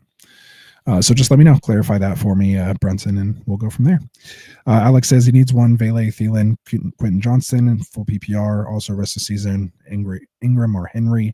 I don't like doing like rest of season. And again, we're just kind of taking things week by week right now. So if I'm just kind of looking at this week, probably going to go Henry based on the matchup. I have Henry at 14. Actually, I have Ingram at 12 against Houston. Henry at 14. I have a Njoku right in between them. So they're really close. You kind of just playing the matchup and also kind of paying attention to the weather. So I think maybe if you lean Ingram, based on their schedule, that might be the better route to go. But yeah, I'm kind of playing that week by week. And then as far as this week between Vele, Thielen, and Quentin Johnston, I have Quentin Johnston ranked the highest there. Take my chances with him, even though he had a less than poor showing this last week. So he could bounce back. Chris asking Pickens or Bucky as a flex. That's close, but I think I would just go Bucky in that situation. And but yeah, Pickens I do have fairly high this week. I have him as my wide receiver 7, and I have Bucky as my wide receiver or my running back 12, but I had him as my running back 8 when we first started, and just kind of the guaranteed touches. I feel like he's guaranteed more to score a touchdown out of the 2. But yeah, Pickens going up against the Cincinnati defense could be a potential shootout there, or like a defensive, brawl, so to speak. But I don't think the Cincinnati defense is at that point. So it is tough. It's a lot closer, but I think I would just go with the safer floor and similar upside and just go with Bucky in that situation, even with the other 2 running backs being involved. So there you go.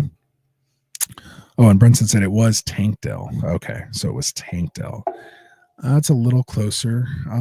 Tank Dell, I have at 33. And Reed, I have up at 19. So yeah, it's still Reed by a long shot for me there, Brunson. But thanks for the clarification, my guy. Carson is back saying, should I make any adjustments to my lineup? Any suggestions are welcome, and he really needs to win out to make the playoffs. Carson, I'm happy to go through it all with you. I don't want to take up the stream to kind of do that anymore. But go into the description. You'll have my at Rastafarian on Sleeper, on Twitter. It's basically the same handle on all the social medias. Just shoot me over a message on Twitter or X or whatever you call it, or on Sleeper. And you can send me screenshots of your team, stuff like that. We can kind of go through it, find out who's on the wire. If you are able to still make trades, earlier in the season, we help people negotiate trades by getting screenshots of the other teams. And I can go into a full in-depth with you. If Joe's still watching here, he can tell you, I've literally just spent hours with people at times going over their lineups. So I'm willing to do that with you guys. And and feel free to send a super chat if I do with those as well too. But again, I just geek out on this stuff, man. I like it, which is why I'm here doing it for you guys. So Chris is giving a thumbs up. So hopefully you also hit that thumbs up button on the video itself instead of just dropping me one here in the chat as well too. Really helps with the algorithm for us, man. So there we go. All right. Looks like Carson was trying to send some type of emojis. I think that happens sometimes if it doesn't happen, if we don't get the emojis, if they're not loaded. So trade deadline's done. Okay, yeah. So can't discuss trades, but at least I can figure out who's on the wire for you, what your whole team looks like. And, I can definitely help you out with that. So again, hit me up at Rastafarian on Twitter or Sleeper. And I should probably just put it on my little thing here instead of Anthony, aka Rasta. Just put my handle on there like normal people do. But hey, it is what it is. All right, so we're kind of caught up there. There's a nice little run of questions there. I got a ton of people watching here, man. Hopefully you guys are hitting that like and subscribe button for us if you check us out for the first time. Usually it's multiple of us, on here, but I am here solo tonight. So thanks for bearing with me as we get through it.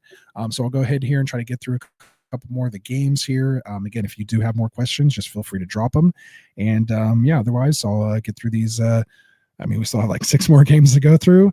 We're already an hour and 18 in, but I'll try to get you guys out of here as soon as we can, but also here to ask your questions. So again, or answer your questions and here for you to ask them. So you're very welcome, Carson, and I appreciate you for checking out and participating in the stream, man. That means a lot, and I really appreciate it, man. That's what we're here to do. All right, so let's get back to it, man. So I think last game we left off on was that Giants at Cowboys game. So now I think we're going to talk Dolphins at Packers. So we have the Dolphins coming in 5-6 at the Packers, who are 8-3. We have Green Bay coming in favored by 3.5 with the 47.5 point over under. Players that I have kind of as must starts in this game are going to be Devon Achane, Tyreek Hill. I think Jonnu Smith has earned that must start role at this point. I actually have him as my tight end 6 overall this week. I think Jordan Love, he's kind of on that borderline. I have him at 14, but I can easily see how people could, get him into the top 12. So I don't want to say he's a must start, definitely in QB, 2 QB leagues. Of course, you're starting him in your super flex or second quarterback. It just really depends on who your other quarterback is. Sometimes people are holding 2 of the top 2 running backs or top 2 quarterbacks at this point of the season. So Love still might technically be the 12th best starter that you have available in your league. So because he's real close right there, I just kind of have him as a start. Not a great matchup against quarterbacks, though. Miami, gives up the 30th most points or third least amount of points to the position at only 14.1. But again, that's not DVOA, and they've been a little more susceptible because their run defense been a little better, and people have been able to throw on them lately. They used to be like 32nd, I believe, so they are starting to kind of drop and give up more points here as the weeks go on. So I still think Love is a fairly safe start there. So we're starting Jacobs, and as you've seen, I have Reed as my wide receiver 19, so pretty much starting him in your 2 wide receiver leagues. So then it comes down to guys like Tua, Waddle coming off that big game.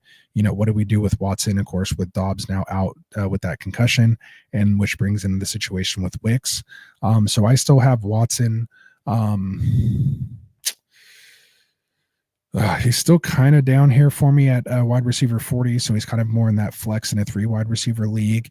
I can, now that I'm kind of thinking about it and what I've talked about, I think I'm actually going to move him up to about 37 right now. I can actually get him probably ahead of MVS. Just MVS's upside is a little better.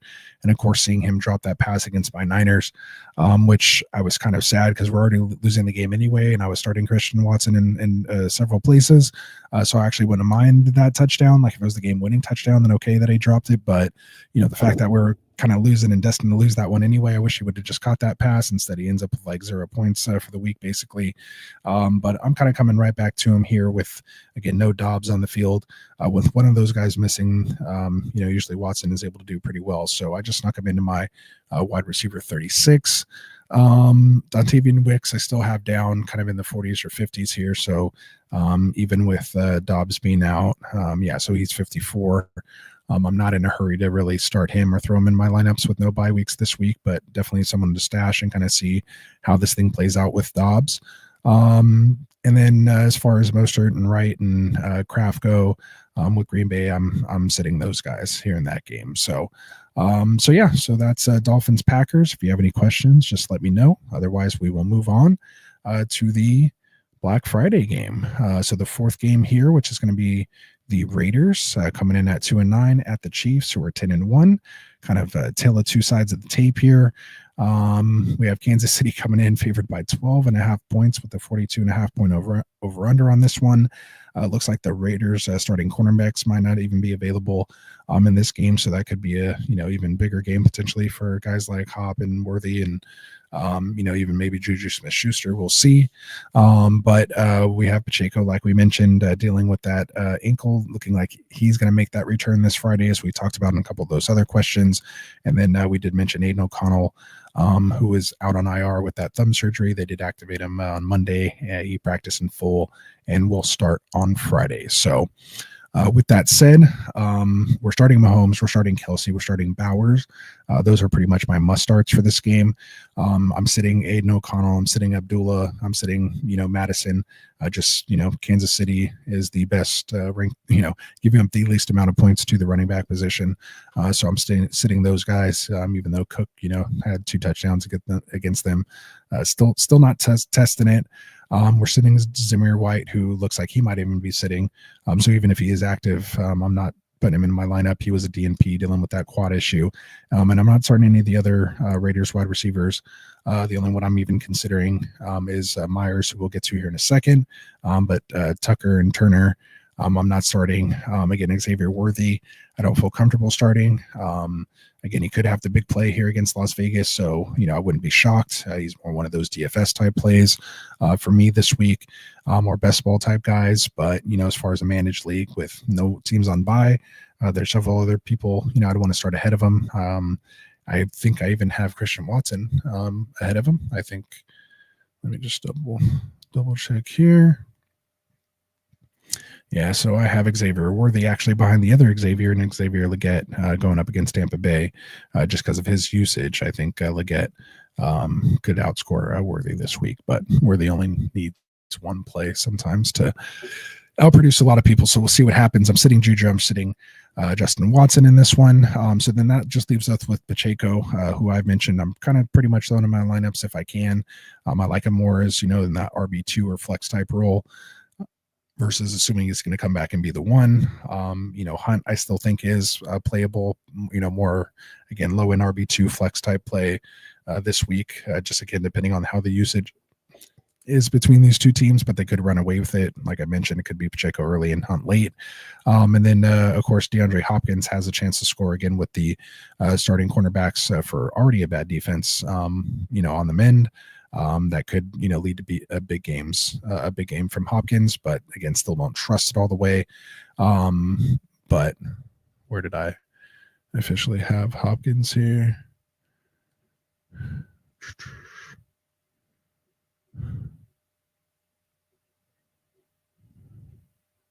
Oh, there he is. So I have him at 34. So I have Hopkins behind Tank Dell, behind Waddle, behind Jawan Jennings. But I have him ahead of like Addison and Watson and Marcus Valdez-Scantling. So that's where I'm at. On D-Hop, Noah Gray, he's been the hot, guy here, scoring 2 touchdowns, in the last 2 games. That could very easily be Kelsey this game. I'm still not trusting it, totally. But if you're in a pinch, I don't know why you would be with everyone on, off by and not really major injuries at the tight end position. But, I'm not really buying the hype, too much. I think it's a little more aberration type game. So I'm kind of staying away. But Jacoby Myers has earned my respect a little bit here. He's put up some decent games, almost kind of starting to become a little bit quarterback proof here. And so I have Myers at my wide receiver 28. So I have him kind of on that wide receiver 2-3 borderline. I have guys like Jamison Williams, Devontae Adams, Brian Thomas Jr., Flowers, DK Metcalf all ahead of him. But I am playing him again over guys like DJ Moore, Darnell Mooney, who I'll probably move up. I just kind of have him down here until I get more injury information. Playing him over Jennings, in that Buffalo game, playing him, over Waddle, coming off that big game, but they'll be in Green Bay and, getting that cold weather shock over there. Not as bad as Kansas City last year, but still going to be cold. So I'm not sure where we're going to get there. And have him over like, Tank Dell. So yeah, actually, I might actually move Tank Dell ahead of DJ Moore here and put him right behind Myers. So there we go there. And who else we have in this game? So I think that's pretty much it. So any questions about this game, just let me know. Otherwise, I will take a quick second here to tell you about our boys over at underdogfantasy.com. So Underdog Fantasy is the easiest and best place to play fantasy sports. So of course we like their best ball drafts that we stream here all off season. Get this banner out of the way. I guess it doesn't matter. We'll leave the banner. So we do their best ball leagues, all off season. Like we said, we stream them here for you guys during the off season. Just kind of anyone new to best ball, we'll kind of, show you how it's done and, how the app works and things like that. So you can come on and, kind of be a pro right when you jump in and not feel, intimidated. We'll help you along through it. And you can even draft and get into, those best ball leagues with us here on Get Right Fantasy. There is no season long commitment. There's no waivers, no trades, and no weekly lineup setting. It just basically you can draft hundreds of teams because it doesn't replace your managed leagues. Once you draft them, they just sit there and you can check on them throughout the year and mainly come back and hopefully pick up your winnings, at the end. But what I like about it is it really just helps you prepare and understand those player values and their ADP. So it really helps you for your regular drafts when those come up for your redraft leagues or even any startup, drafts that you may have for Dynasty. So I just think it helps, all around with player value because it's real people that you're drafting against and they're paying money. So it's not just people who are drafting, a couple rounds and just leaving. And it's just, the ADP kind of picking and the computer picking. So that's what I really like about it. Once they get in season, of course, I don't do too many of the daily drafts, but I do like playing their pick 'em where you're just basically picking higher or lower on, rushing or receiving stats and, yards or if they're going to score a touchdown or not. So that's a lot of fun for me. So if you want to come join us with that, make sure you go to underdogfantasy.com or go to your App Store and download the app, make your first deposit, and use that promo code GetRight, and you will get a 50% deposit match up to $1,000. And in addition to that, you'll also get a special pick, which this week is going to be Jordan Love for the Thursday games. And then after the Thursday game, right before our Friday show, you can also, if you're watching this in between then, it'll most likely be the Pat Mahomes up until the kickoff for the Friday game. So basically, it's a free pick 'em to kind of get you started for being a new customer and making that deposit. Just make sure you use that promo code GetRight and help support the show. So we really appreciate it, you guys, when you do that with us. And it's a lot of fun. All right. So let's get into these last 4 games here. Saw a couple more chats come in. We have Steele here saying PPR if DK sits, he has Tillman, Elijah Moore, Nick Westbrook-Akine. Which one would I go with? Tillman still dealing with that concussion. I'm not sure. Elijah Moore's been getting some good targets. It is a little bit of a tough matchup over there. So I'd probably actually just roll the dice with Nick Westbrook-Akine and just hope he scores that touchdown again. Again, the targets aren't great. I think it's only been like 3 or 4 targets a game. So, if you feel a little more comfortable going with Elijah Moore, especially if Tillman does sit, then that might actually be a little bit better play. But if Tillman's kind of active and maybe not quite 100%, and you're not, feeling it one way or another, I had a breakdown during the bye weeks and start Nick Westbrook-Akine, so I was pretty happy when he scored the touchdown. But if he doesn't score it, it's going to be a little tough. So, if you want kind of a little bit of safer play, maybe go with Elijah Moore. And if you want to take that, risk for a touchdown where the odds are kind of in your favor, the regression's coming. But there's really nobody there. D-Hop's traded. They're going to roll that coverage to Ridley, which has just been leaving Westbrook-Akine open. So, take advantage of it while you can. We got Perry in the house. What's up, Perry, man? Good to see you. Appreciate you coming out here on a Wednesday night. Would you drop Auden for Taysom Hill? I don't know, man. I don't think I would.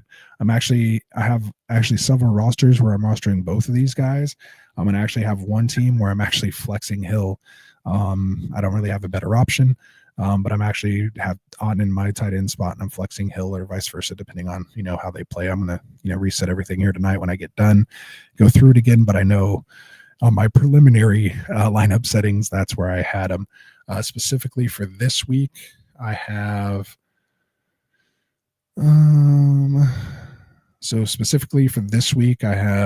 Auden at 7 and I have Hill at 5. So I actually have Hill ahead of Auden this week, and that's just because he could be used, all over and play so many different positions. So it just goes Hill, Jonnu, and then Cade Auden for me there. So good stuff.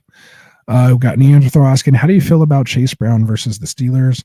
He has Demont, and the other choice is Ramondre. So I'm personally starting Chase Brown in places I have him. We've seen Pittsburgh be able to give up a little bit more on the ground here. We're actually covering that game next, Neanderthal, so I'm going to wait to fully get into that take because I'm going to give it here literally in 2 seconds. So let's just hold off on that if you don't mind, especially since you're my boy and we text. I know you don't mind waiting for me. So let's get into the rest of these games. So first we're going to talk Chargers. I think I have a banner for it here. All right, so let's do it. So let's talk Chargers, who coming in 7-4 at the Falcons, who are 6-5.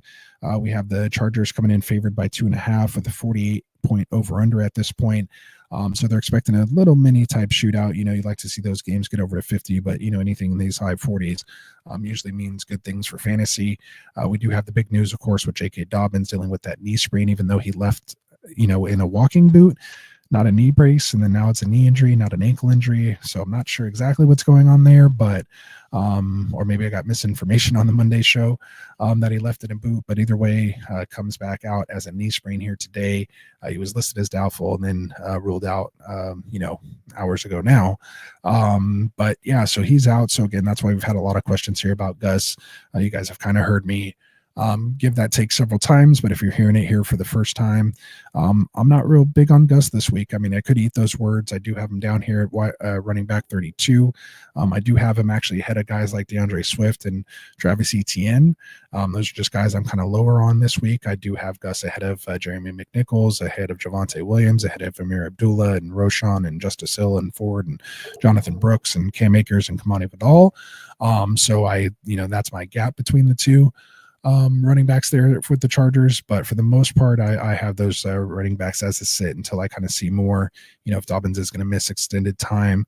I just want to see how this backfield is going to be split. Again, with no teams on bye this week, you should have the people to play over those guys. But if not, and you got to throw them in there, then hey, we all been there. I understand. Go ahead and throw them in. Again, you're hoping for the touchdown. And like I said, just he could score a touchdown and still not get double-digit points is what I'm, worried about. So just hopefully he hits that 40 and a touchdown for you, and you'll feel a little better.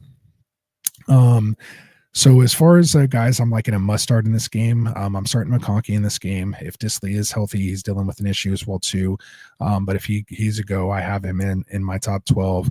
I'm starting Bijan. I'm starting London. I'm starting Mooney if he is. As a wide receiver too, if he is healthy with that hamstring. I don't quite have an update on him yet, so I'm hoping to get something more tomorrow or Friday. Because again, these are the guys playing on the Sunday games, so it's kind of tough to do the start sit on Wednesday, but I'm going to do my best with the info that I have. And so as of now, I'm basically sitting Vidal, Algier, McLeod. Again, unless Mooney plays, then I think McLeod might sneak in as a flex player, low end wide receiver 3-4 type guy that you could potentially get in there. So that leaves us with Herbert, who I mentioned earlier that I have as my QB 10 this week. So I kind of like that matchup again with no J.K. Dobbins, even though Dobbins does account for, some of Herbert's air production, making those catches out of the backfield. That might lead to Herbert maybe running a little more if he doesn't have that pass catcher. And also I kind of like Vidal in those weird sneaky spots as a, maybe a flex in a full PPR league. Because they may need that check down, but that hopefully just means more targets for Quentin Johnston, Palmer, and Disley if those get spread around that way. So again, QJ and Palmer I do have kind of down there. I have Quentin Johnston as my wide receiver 45. Actually, I'm going to move that up. I'm actually going to put him up to wide receiver 38 ahead of Khalil Shakir. And do I want to actually put him at 36 ahead of Watson and move Watson and Scantling down? I don't think I'm going to do that quite yet, but I have him close. Palmer I have. Where's Palmer?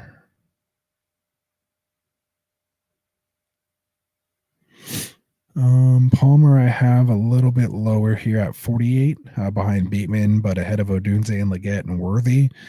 Just again, the targets he was seeing over there last game look promising. If they can make those connections, he can have a good game there, Palmer. Pitts, like I said, I'm kind of sitting. I have him outside my top 12 tight ends. And then Kirk Cousins, he's just one of those like mid QBs. I have him at QB 18. So that should wrap up Chargers at Falcons. Let's move on here to Steelers at Bengals. So we have the Steelers coming in at 8-3 against the Bengals, who are 4-7. Never would have thunk it. Thought those records probably would have been the other way around if you would have told me that in week one. But Cincinnati has been playing better, even though they still kind of get the losses. They've been playing good for fantasy. But we have Cincinnati coming in favored by 2.5 with a 48-point over-under in this one. We're starting Pickens, of course. We're starting Burrow. I still have Chase Brown as pretty much a must start. And I have Jamar Chase, of course, as a must start. And I have Higgins as a must start. So not going to spend too much time on those guys. I'm sitting Van Jefferson, Calvin Austin, Yoshiva, and Gesicki. I think the question marks come in, what do we do with Russell Wilson? Russell Wilson, I do have down at QB 21 this week. I have him behind guys like May and Purdy, who I could potentially, maybe get them ahead of. But I still like Kirk Cousins and Geno, Darnold, Love, Tua, Kyler, Stafford. I couldn't get Russ, ahead of that, even though I do like the matchup. So maybe worst case, I can get him up to like my QB 19, maybe ahead of Purdy. Again, playing in that snow and behind Drake May, going up against Indy. Actually, I'm going to make that change now. So I'm going to go Wilson 19, May 20. Actually, I'm going to put Purr and Carr. Yeah, I'm not feeling Purdy right now, so I'll put him over Caleb though. So I'll move Purdy down to 23 now and kind of shift all those guys up. But yeah, either way, it's still outside of that QB1 range. He's closer to that back end of QB2. In your super flex or 2 QB leagues. As far as Russell Wilson goes, but even with that said, I still think that could still be a nice game for George Pickens. Now it comes down to the running back room in the Pittsburgh. We've seen Warren kind of outplay Najee here in this last game. We always feel like Warren's on the verge of taking Najee's role. It just hasn't happened. Again, I don't trust Arthur Smith further than I could throw him. But it's just, I've pretty much just tried to stay clear of this backfield. And if I do have anyone, it's going to be Warren. But he's out there in several leagues actually that I play in, and I haven't personally made a move for him. But again, if Najee were to go down, he could be someone, to grab for sure. And he does have some standalone flex appeal, not just a handcuff. So I think that puts him ahead of guys like Benson and Corum and Braylon Allen and those type of guys. Puts him closer to the, maybe like a Tank Bigsby, that type. I think, Bucky is obviously outproduced that type of moniker now. He is the standalone value that we hope, Warren, we feel should be. But we'll see how it goes and how it continues to play out. Pat Freiermuth, I have down at tight end 18, but again, tight end 7 through 35 can be separated by like 2 points, probably just going to be depending on who scores a touchdown. But had a decent game last week, so we'll see how he follows it up. So that's Steelers Bengals, and then just to kind of get back to Neanderthal's question here about Chase Brown versus the Steelers. Steelers are 21st against or 20 are allowing the 21st points allowed to the running back position at 21.9. So they're not as stout against the defense as you would originally think. If anywhere, they're 32nd. They're giving up the least amount of points to quarterbacks, the 5th least amount of points to the wide receiver position. So where teams have had success, it's actually been on the ground. And so hopefully Chase Brown could take advantage of that. So I do have Chase Brown ranked pretty high this week. Chase Brown is my RB10. I have him actually ahead of Christian McCaffrey and Bucky Irving, who we've been talking about. But now that we've kind of been going over this, I've kind of been talking myself more into Bucky Irving. But I know if I had the 2 on my lineup, I would be putting Chase Brown in ahead of Bucky Irving just because there's no competition over there.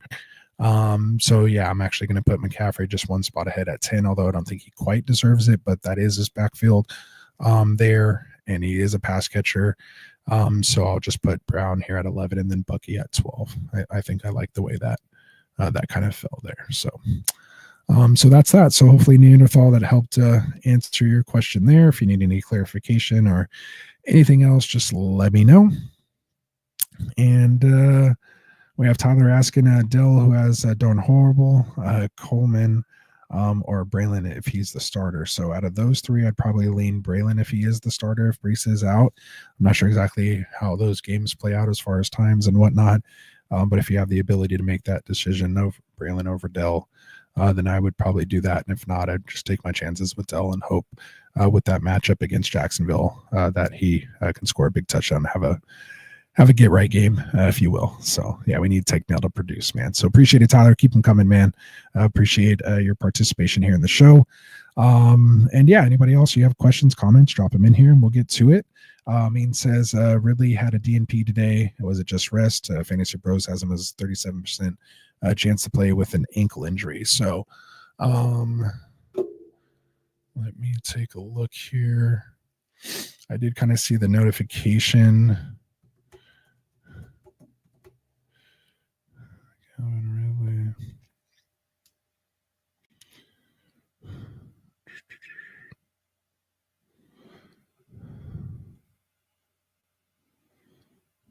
All right, here, I'll do this for you guys so we don't just have some weird background music while I'm or weird awkward silence while I'm reading about Calvin Ridley injury.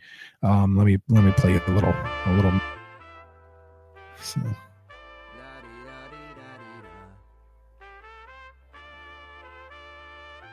cuffs are off, man.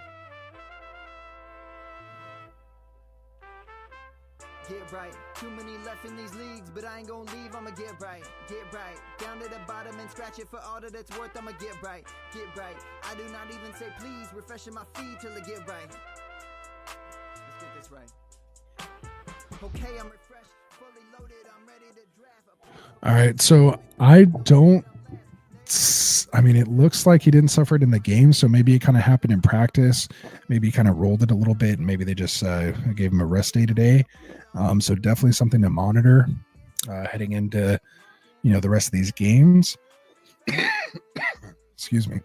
I don't think I have Titans on my docket, so the guys on Friday will actually go through that game and have that update hopefully on Ridley after the Friday practice. So Armin, make sure you come check us out on Friday. We will have part 2 where we go over the second half of the games, and hopefully we'll get to that then and have a little bit better of an update for you. So I would say, again, just it sucks in these type of situations unless you have that sleeper setting where you can do the auto sub and pick a guy who played, in a game beforehand and set that auto sub in case he is inactive. Otherwise, if you have a better option over Ridley, or maybe something that's close, maybe you just go with the guy who's healthy that you have the answer with. If it's, one of the guys playing in these 4 games, here Thursday and Friday, maybe go with them over that. So yeah. Let's see, what else do we got here? Andres Cunez says MHJ, Cooper, Pittman, Addison, pick 2. MHJ and Addison for me there, pretty easy. Neanderthal saying thanks, bro. Happy birthday and happy Thanksgiving. Appreciate it, Neanderthal.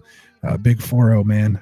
Big 4-0. I'm like, I know you since I was like, 19, 20 or something like that, man. It's been a long time, brother. So I appreciate you. And again, always appreciate you coming on the show and supporting here too, man. Appreciate it. When you could just text me anytime. I love that you come on the show and ask your questions here, man. So that's cool. Wendy, early in here, how's it going? And again, if you guys are new here, make sure you hit that like and subscribe button for us here on the Get Right Fantasy Network. We're trying to grow, man. Hit that 2,000 subs. I think we're sitting at like 13 something, 1.36 or something like that now. So hit that subscribe button for us. Tell your friends. Come hang out with us. We do a lot of stuff on the off season as well too. Mock drafts. We give out draft grades, and we have some good guests. We had, if you've seen our intro, you've seen some of the people we've had. And it's been a lot of fun. So the off seasons are fun. So make sure you guys come check us out and hit that like and subscribe button and turn on those notifications. So sorry about that, Wendy. Didn't mean to turn your question into a little promo, but had to get that in there. Love her car. I definitely have love ahead here, car, but I could see, we've seen the flashes of what Carr can do, but with no Olave, no Rashid Shaheed. It's been a while since he's kind of had those type of guys. I know he had a decent game last week, or the last week he played 2 weeks ago. But when you're relying kind of on MVS, it has me a little worried. So I'm going to go love here with his gambit of wide receivers that he has with Wicks, Bo Melton even in to replace Dobbs, and then of course Watson and Jaden Reed, which I think why Reed can have a really big game this week. So give me love. All right. So that says Wendell. I apologize for saying Wendy. Sorry, man.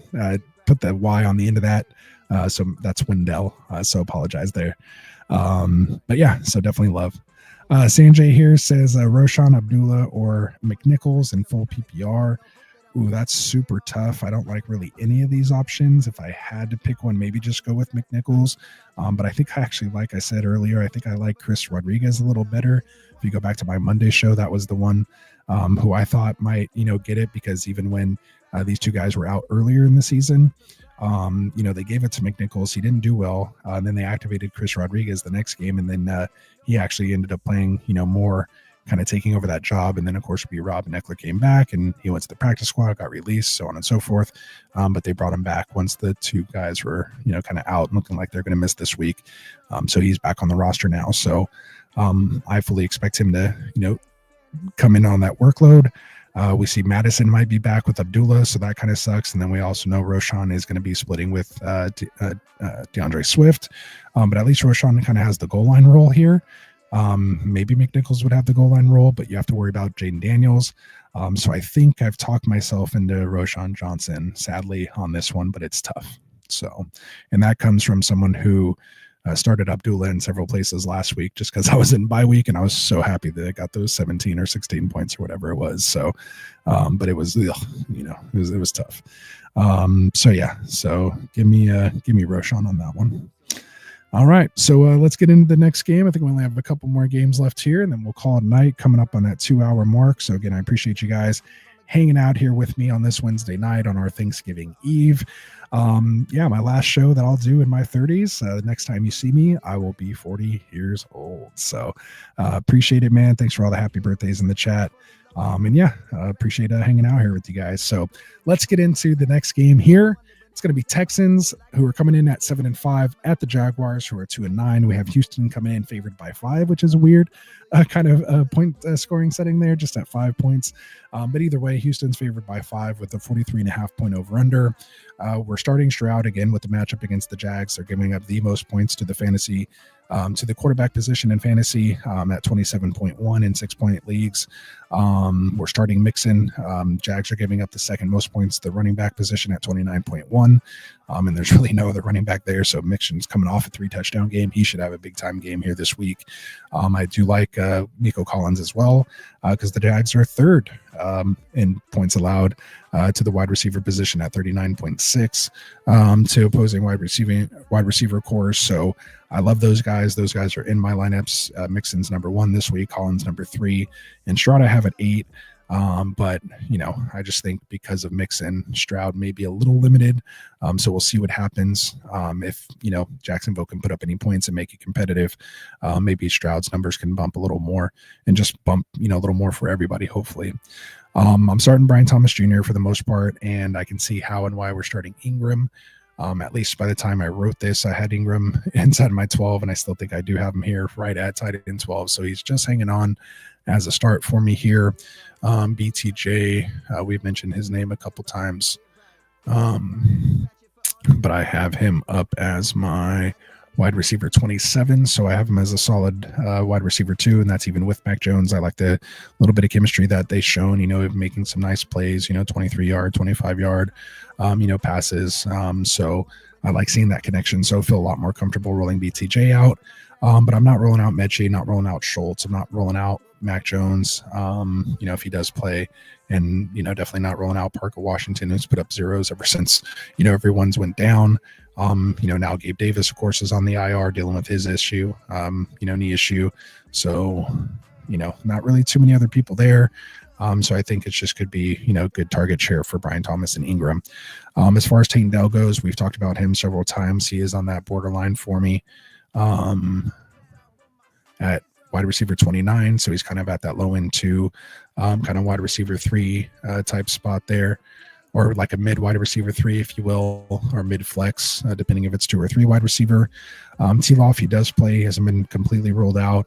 He would be on the borderline for me. I'd have to see exactly where I have him, kind of come in. I'd probably kind of have him in that, Cousins, Wilson, May, Carr, Anthony Richardson, Purdy type range, somewhere in there, maybe even behind Brock Purdy at 24. Actually, I might even put him behind Caleb and Winston, and probably even Levis. I probably would have him come in right now at ahead of Rodgers here. Might be the only one I'd be tempted to play him against, or even maybe Bryce Young, but, match up against Tampa Bay. So yeah, he might be 27, 28, 29 for me, even if he was active. That's T-Law. And ETN I have outside my 30s as the running backs. Kind of sad to say for me. I'm actually starting Pacheco over him in my Dynasty League. Like I said, I have the luxury to be able to do that at 12-0, just to kind of see what happens. But yeah, I have ETN at 34. And Pacheco all the way at 26 this week. So yeah. And then Bigsby, I have actually a little higher. I have Bigsby at 28, kind of right behind Pacheco, Allen, ahead of Ramondre and Najee and Warren, kind of some of the split backfields there. So yeah, that's pretty much, I think that's everybody in that game. So yeah, so that's Texans Jags. Just let me know if you have any questions there, if I missed anyone. Otherwise, we will move on to the last game here on the slate, coming up on that 2-hour mark, so just on time. That's going to be Cardinals coming in 6-5 at the Vikings, who are 9-2. We have the Vikings favored by 3.5 in this one with a 45-point over/under. In this one, I'm pretty much starting. I'm starting Connor. I'm starting McBride. We're starting Justin Jefferson. I'm starting Aaron Jones. I don't think there's any questions there. I'm sitting guys like Naylor, Wilson, Dortch, Benson, even though I do want to stash Benson if I can. And we're not playing Akers. He's maybe shown some standalone value, but I'm not quite getting there yet. And then as far as the guys to discuss, we've had the questions on some of these guys. What do we do with Marvin Harrison and Jordan Addison? So I think I mentioned earlier, but I do have Marvin Harrison Jr. as my wide receiver 21 this week. And I have Addison down here as my wide receiver 35. So I have them both starters in 3 wide receiver leagues, and potential flex with Addison. He's kind of right on that cusp. Depending on the running backs you have, I would start guys like Bucky over him and things like that, who, of course, I'm starting him over several other guys. But I would start Addison over, when I kind of get to this, Najee, Jalen, Gus Edwards, probably more to this Gus Edwards range. That's where I'm starting, Addison over those running backs there. So Hawkinson, you can possibly throw in there as well, too. I kind of have him as my tight end. I don't kind of have him. I have him exactly as my tight end 15 at the moment. Just, some other guys I feel a little more reliable. And we know those targets pretty much get funneled to Jefferson.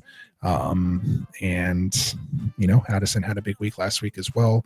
We're still waiting for Hawkinson to kind of, make his mark and have his kind of get right game after the injury. So those are the guys that are kind of on the question mark. Same thing with Kyler Murray. Didn't mention too much about him here today, but I do have him as my QB 13, so he's just outside of that top 12. But I am starting him. I like the potential upside there with his rushing above Jordan Love and Tua and Sam Darnold. So I will take Kyler there, even though he can give you 5 or give you 40. You just got to ride that roller coaster. And same thing with MHJ. So that's where I'm at with those guys there. And that wraps up the show. So I think the only other question or comment we have in here is from Sarah. Hello, Sarah. How are you? Says, I'm sitting James Conner this week, but starting McBride for sure. I have Walker, Bucky, and Pacheco. So, so Walker and Bucky, I'm for sure starting Conner over, no doubt. It's just Pacheco to Conner is where it's kind of like a little iffy. Like, we know it's Conner's job, it's his role. But the reason you probably are is because Minnesota is the third best team against the run this year, giving up only 17.1 points per game in a full PPR. So I don't hate the decision and the thought process behind it. And like I said, I think I have Pacheco as my running back 26. So I just feel kind of like McCaffrey, if he's healthy and they're making him active and they want to play him, especially, they kind of have like a little mini bye, so to speak, playing here on Friday. They won't play again until next Sunday. So maybe they will give him, a good amount of work to see how he kind of responds, and he'll have, 3 extra days to, kind of rest up and see where he's at. But basically they got to see, where he's at and how he looks as they continue to, run into the playoffs, because that's going to make a big difference in having, his threat possibility on the table. So so I don't hate the thought process there, Sarah. That's really good. Let me see exactly where I have Connor. I have him at 16, and I have Pacheco at 26. So I definitely have Connor ahead, but I can see moving actually Connor behind some of these guys. I'll probably just move him back behind Montgomery. I'll put Pollard and Aaron Jones ahead of him. Because your comment here, Sarah, I'm actually going to move Connor back to about RB 19. I still want him ahead of Cook. I want him ahead of Tracy, Dowdle, Chubb, Hunt, Rashad White, and then Isaiah Pacheco. So, but I think Connor can move back behind those other guys given that matchup against Minnesota. So, So yeah, good stuff. And again, you guys can find my rankings over at getrightff.com. Just hit the menu button there and you can see our rankings. Just go to Rosta's rankings and you'll see it there. We have Chai 1-1, Marv or Tracy. If you need kind of floor, probably Tracy. I think Marv has a greater chance of scoring a touchdown. And if it's full PPR, like, Marv ahead as well too. But if you kind of want the safer, more floor play, then you can go with the running back. That's what a lot of people end up doing. I myself, I kind of like to play, if you're not first, you're last kind of, stuff here, a little bit more risky. So in my situation, I would probably start Marv over Tracy. Obviously, your record and some other factors might, come into play with that. If you need a week and just need to make sure you're putting up points, then maybe it's Tracy. If you're sitting pretty good, and I don't want to say you can afford a loss, nobody wants to lose.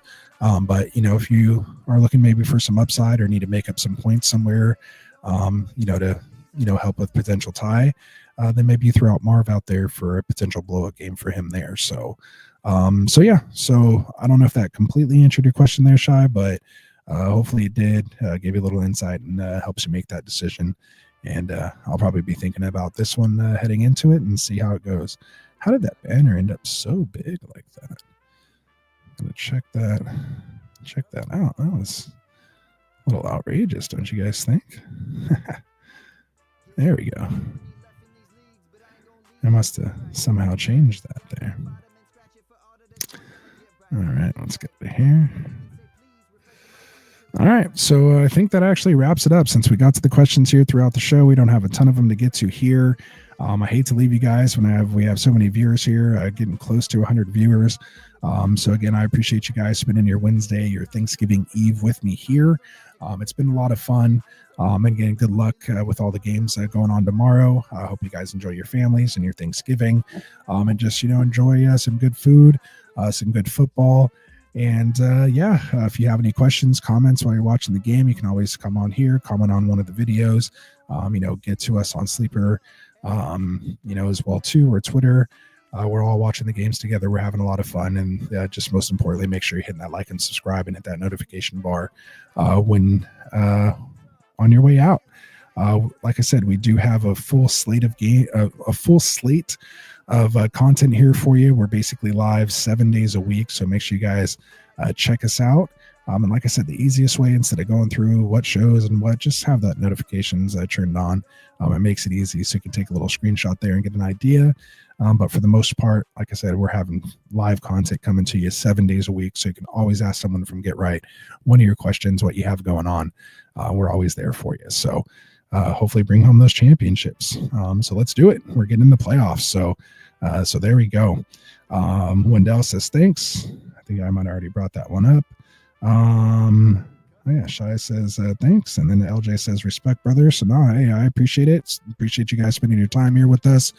So I think I'm going to call it a night right there at that 2 hour mark. So again, hopefully you guys come back here to us. Let me take off our. How do I stop that? There you go. All right, so we got that stopped. Hopefully you guys enjoyed having that little background music there. Let me know if you actually like that or not, so that when it was quiet, it wasn't just totally quiet or you hear me breathing. Maybe you heard our little Get Right song there. So anyway, I'm a man of a thousand goodbyes, so I'll try to get this last one in here. So again, happy Thanksgiving to everybody out there. Enjoy your families, enjoy your food. Again, from all of us here at Get Right, we wish you all happy Thanksgiving. So for Dustin, for myself, for Frank, for Classic Mike, for Kendall, for Phil, for Jack, for Cody, for the Tycoon, the fantasy CEO, the best dressed man in fantasy football, we all appreciate you. And again, we're very thankful that you spend your time here with us on Get Right Fantasy, man. It's been a fun ride, and hopefully we continue to grow. And again, we're here to just talk football with you and hopefully bring you home some championships, man. One last one here. I'm a sucker for, I hate leaving questions hanging. Fax says, start Keenan Allen or Juwan Jennings. If Purdy's starting, give me Jennings. If Purdy's not starting, I'm probably going to go with Allen on that one. So tough choice, I think, because Chicago plays in the first game tomorrow, and you won't know about Purdy until later. So yeah, if you're in that situation, man, I think you got to just roll with Allen and hope for the best. Hopefully he scores. He's getting the targets. Just hope he finds the end zone there. But unless you have another better option, if Purdy doesn't go, if you have a different option, but yeah, that's going to be tough. All right. So I already said bye from all of us here, man. Again, good luck.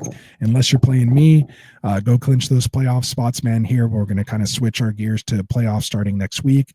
We'll give you updates on our listener leagues, let you know who's on top there. So we'll go through those leagues, let you know who's heading into the playoffs potentially here, who needs to maybe win to get in or is on the verge of getting booted. So we'll go through all that. We'll give you an update on our Guillotine League, which Frank got eliminated this last week. So we are down to what is it? Just 5 more people or something like that. We're getting down to the nitty gritty. So again, man of 1,000 goodbyes. Appreciate you all. We will see you here on Friday for part 2, where we go over the remaining games. And of course, Kendall and Mike will be here for you to answer your live questions. So again, anything we couldn't answer or get to today, come back with us on Friday and we will see you then. So again, from all of us here at Get Right, I'm Anthony, aka Rasta. Peace out. Happy Thanksgiving. And we will see you on Friday. Peace. Wanted to write fantasy is the play. Marking nothing but I tune every Friday. Strategies provided.